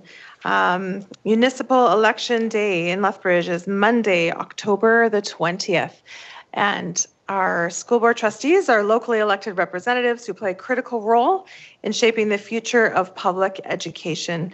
Their role is to oversee and provide important governance for school divisions in our education systems.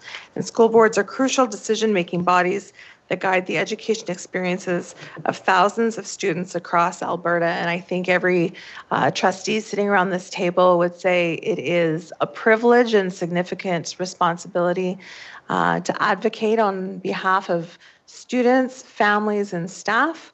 And so we welcome community members to consider running for trusteeship in the 2025 fall municipal election.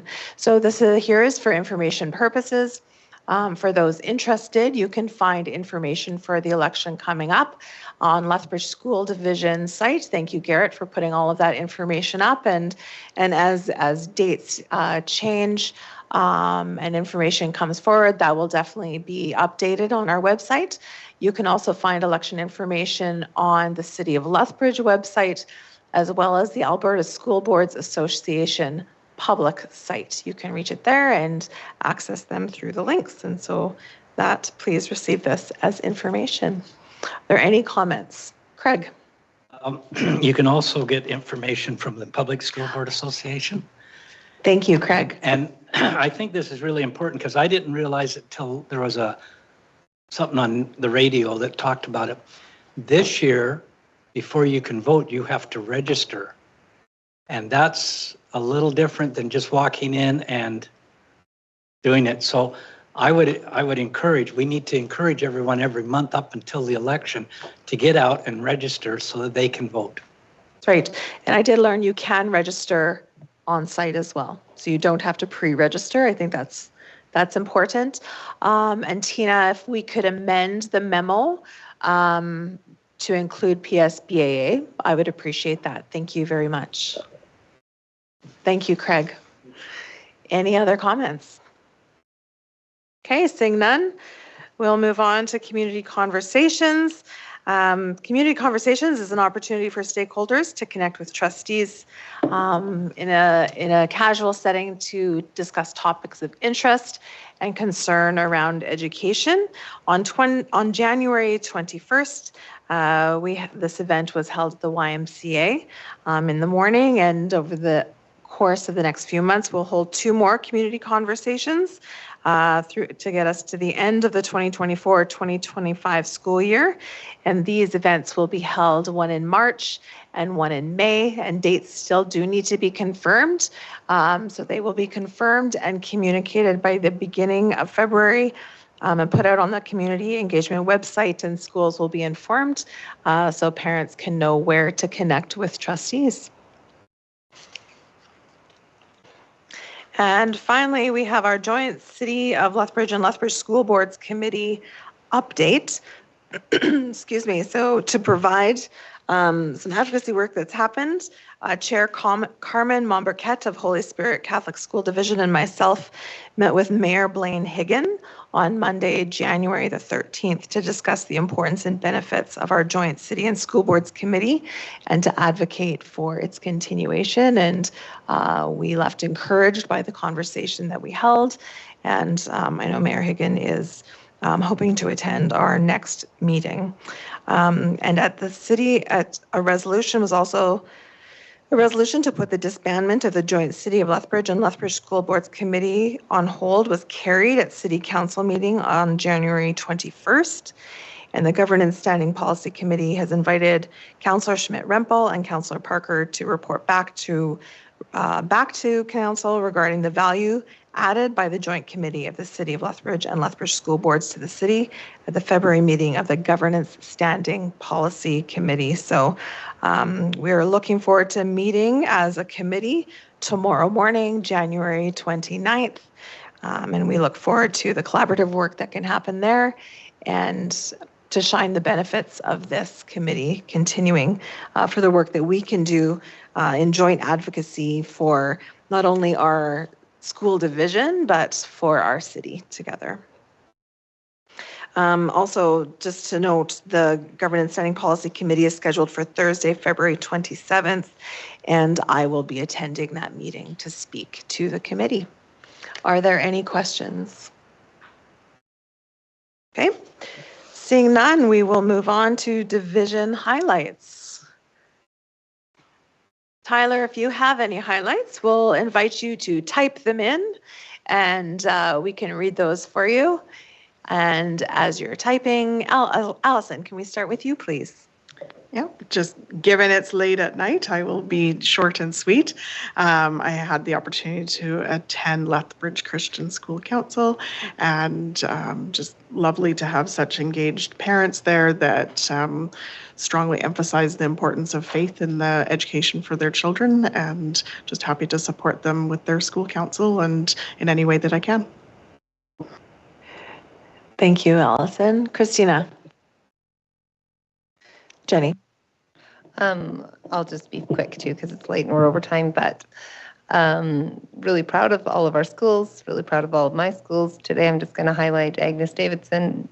They're all my favorite, but Agnes Davidson just had such a fun week, and my schedule didn't allow myself to attend, but so I followed along of all of the information that they provided on their website and in their postings, and I just am so excited about the community that they foster so well there, and this heritage of that carnival.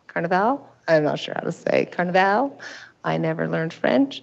But the heritage and the excitement and the passion that you hear when you talk to their staff and when you hear from their students, and the excitement for the events that they host and the amount of thoughtfulness and detail that go into those events.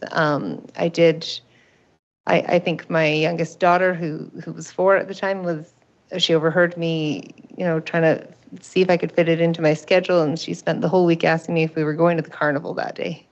And so we tried our best, if it never made it. But I think I hear that same kind of passion in their halls with their students and their staff, and just really appreciate the building of school unity and pride in their space. So thank you.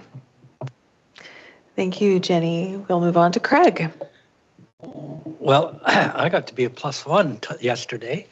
My wife was invited to the naming of the Faculty of Education at the University of Lethbridge with the Blackfoot name, and the showing of the painting done to honor the Blackfoot women.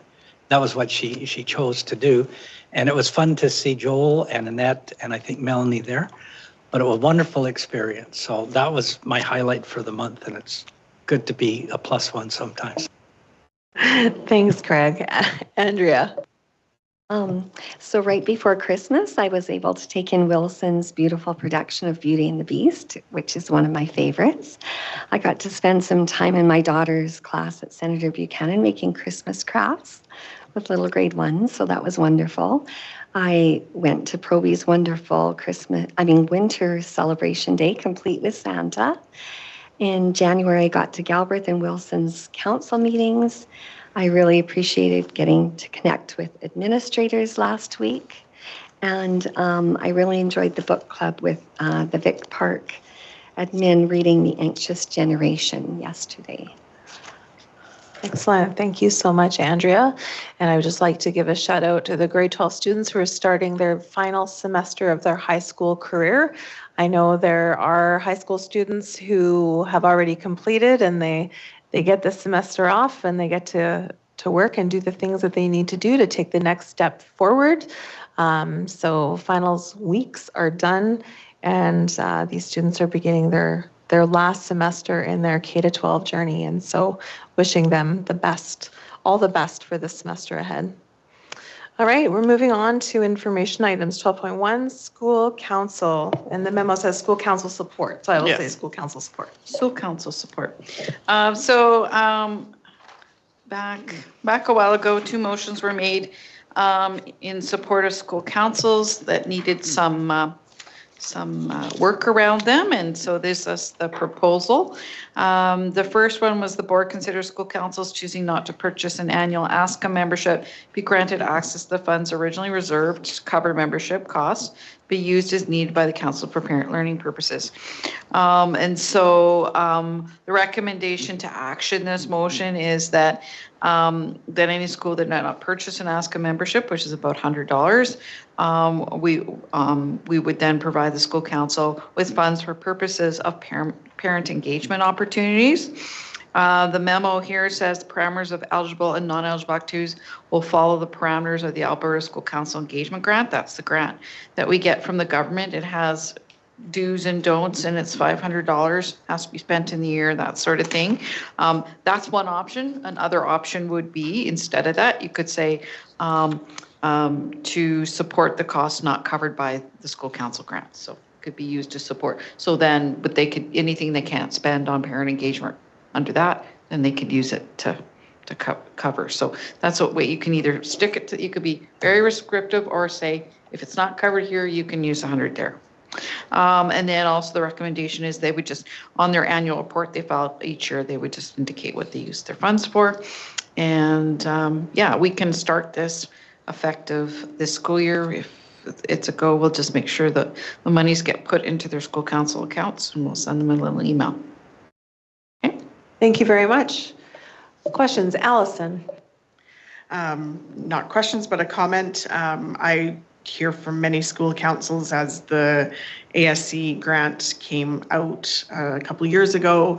One of the struggles always was it was very prescriptive of what could be funded.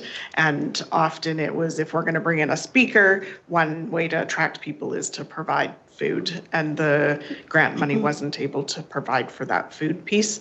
So, and knowing that $100 doesn't do a whole lot, I would certainly like to support that they could use the $100 to for funds to allow for under the ASCE funding rules, as well as for costs that support the use of their ASCE grant, which could include food.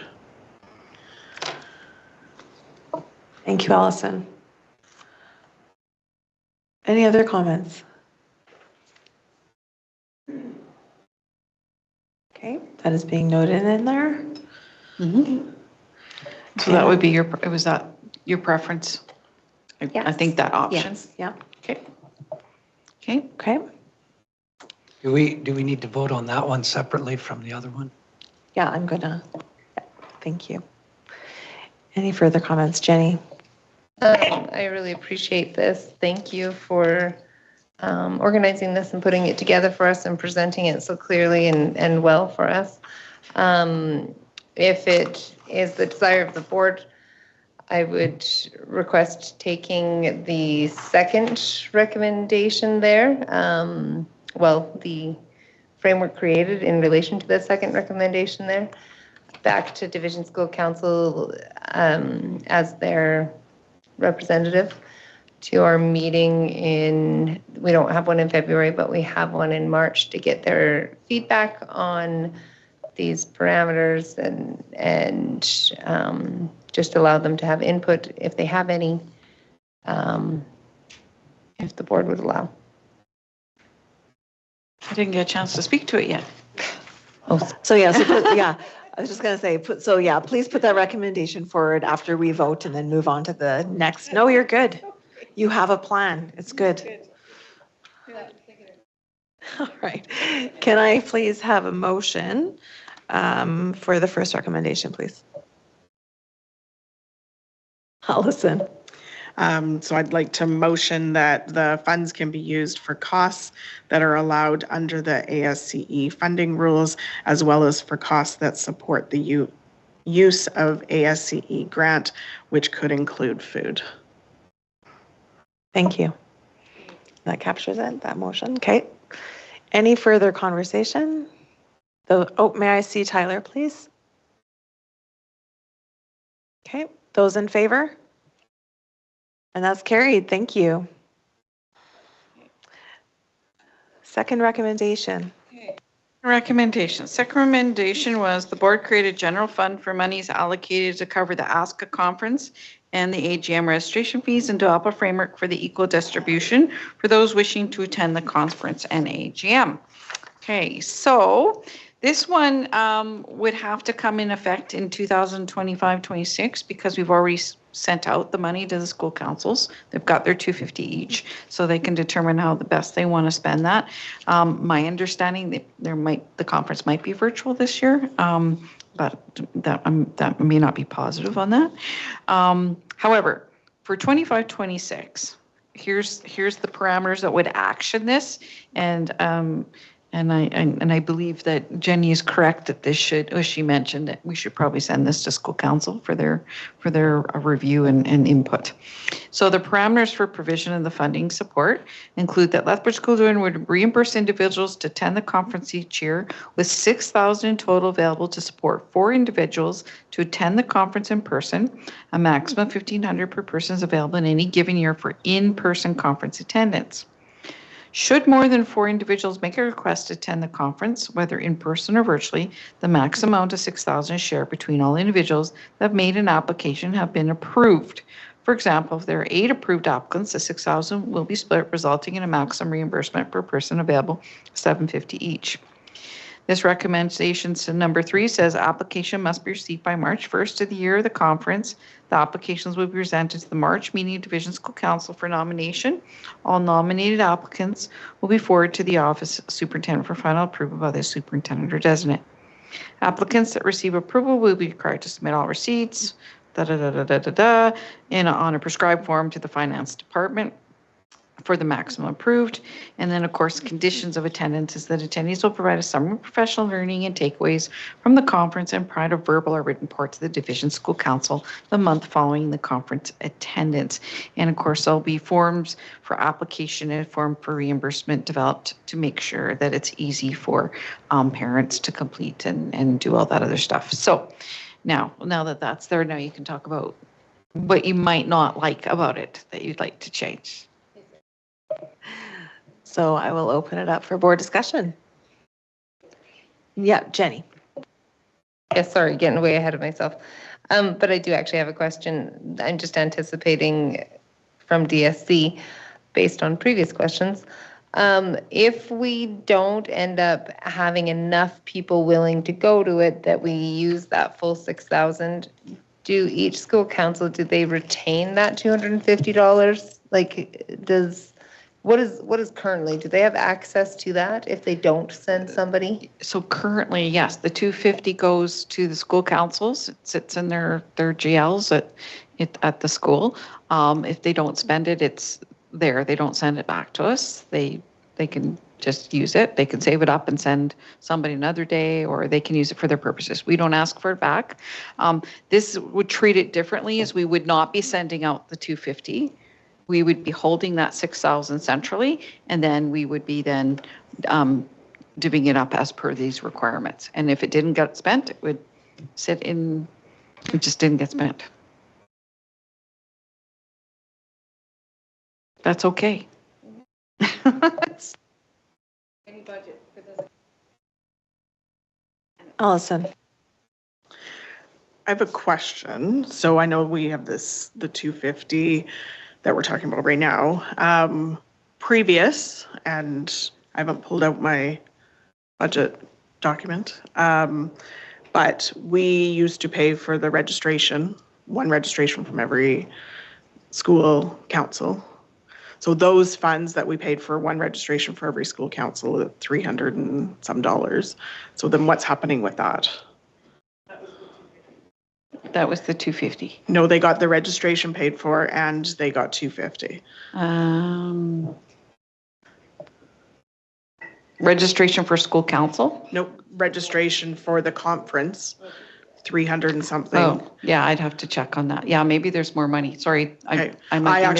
I was under the understanding that that was what was actually being used for this fund, was the conference fund, registration fund, the three something that was set aside for one from every school council. Yeah, we had 6,000 in the budget, so I have to check and see exactly what that 6,000 was.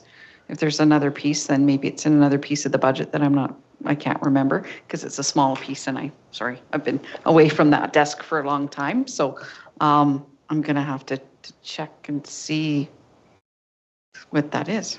Okay. Yeah. So you want this pot could be bigger then? Potentially.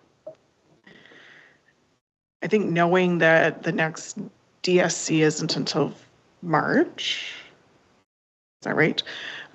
Potentially, could we look at tabling this section? I know that you put some great work into this and I appreciate it. I've said that before, that I appreciate you putting this work together. I'm just wondering if we could have this come back to the February, this section come back to the February meeting. And then my intention as a trustee is that this would go to DSC for the March DSC meeting for them to take a look at. So that would be my suggestion at this point, is that we bring this back to our February board meeting with the intention of March DSC. There's been a motion put on the floor to table this conversation. And yes, especially considering I think that the next DSC isn't until March, it does give us time to receive the appropriate information that's been requested. Those in favor of tabling until the February board meeting? And that's carried. Thank you.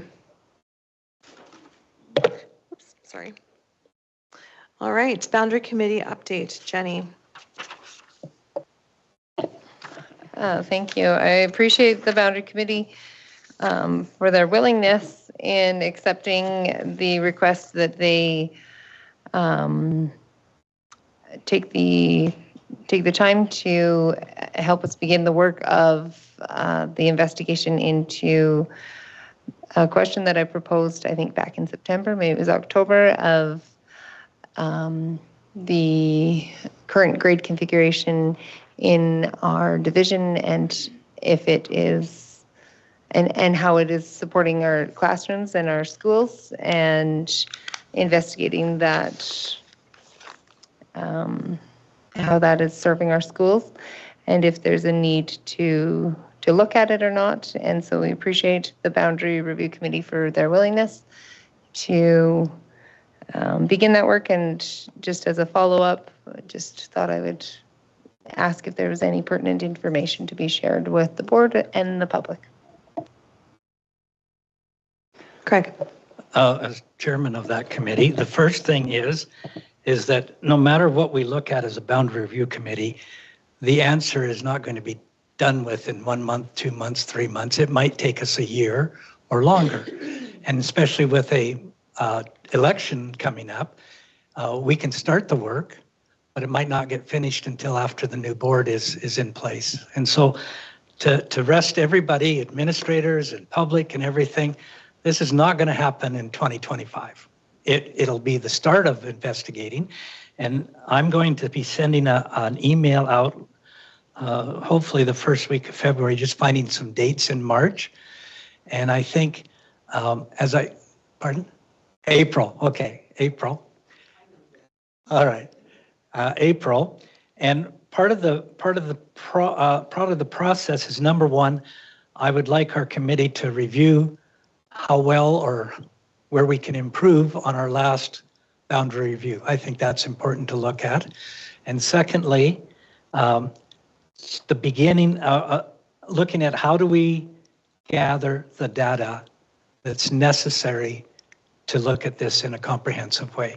And so that's the goal. I'm going to send an email out to everyone And it might be worthwhile to invite the director of technology because he has some computer programs that can work for us on the data to that meeting also.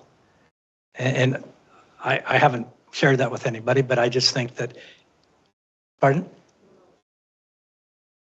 But we'll see how busy he Speak in the is. microphone. Anyway, that's the process that I envision.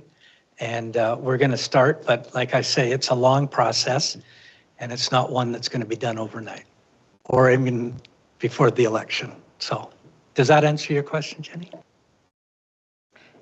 It starts a long process of answering my question. Thank you. Thank you. Thank you for the query and thank you for the update, Craig. All right, moving forward, 12.3 new school site update. Christine. Yes. We have been working closely with the City of Lethbridge Planning Department, and they are actively looking for appropriate two new school sites, one for a high school, one for an elementary school in West Lethbridge. And that's all I can share is that they're actively working on it, and we've been having good conversation, and I remain hopeful that they will find us appropriate sites. Thank you, Christine, and thank you for all the work you do behind the scenes with the city. We have a very positive relationship between our two organizations, and so thank you for advocating for students and families as we try and find land for our new buildings. Any questions? All right, moving forward, 12.4 Community Engagement Committee. Allison. Thank you. So I had this one removed from the consent agenda just to look at item 5 under community engagement. And this is not to discuss community conversations, but just the first 2 paragraphs, especially the first sentence where it talks about the concept of having the board meeting with community groups in Lethbridge. I think that it, sorry, should I wait till people get to it? Yep.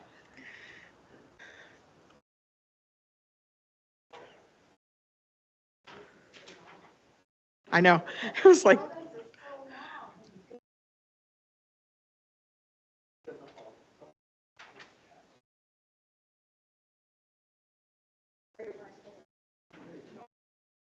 Thank you. perfect. Okay. So the number 5, community engagement. And again, it's not about community conversations, but it's more about the first 2 paragraphs, especially the first sentence that talks about the concept of having the board meeting with community groups in Lethbridge. Being a part of that conversation and hearing when people read this, they seem to read this and think that that sounds like we're going to have a board meeting. So I would just like to have the wording changed so that it reflects that it wasn't that we were going to have a board meeting, but that we know that it was that to meet at community group facilities. Yes, but it was not that we would have a board meeting at these places. So I think just changing the language for that. So definitely not a conversation about community conversations, but just to change the wording. Thank you. I appreciate that. Thank you. When you read it like that, I see that. So yeah, that's important that's and I had people reach out with it and I was just like, we are not having board meetings. Yeah, no, that's at very this point important. we aren't, but okay, thank you, Allison. I appreciate that very much. And it will be amended to reflect that. Thank you. Andrea, did you have your hand up? I was just going to say that Garrett and I could work on amending those 2 sentences to say that we're to meet through community, like use them as a liaison. Okay, thanks. Wonderful, thank you. And thank you for doing that, Andrea. All right, we don't have any public forum responses. There is correspondence you can see from Minister Nicolaides regarding our letter to the West Lethbridge School Capacity Requirements Study. It is dated November 20th. I believe the postal strike allowed it to come in January, so that's why you're getting it in January's agenda. All right, the public portion of our agenda is finished at 6:35, and I am looking for a motion to move us back into camera, please. Craig, all in favor? May I see Tyler, please? That hand is up. Thank you, Tyler. All right,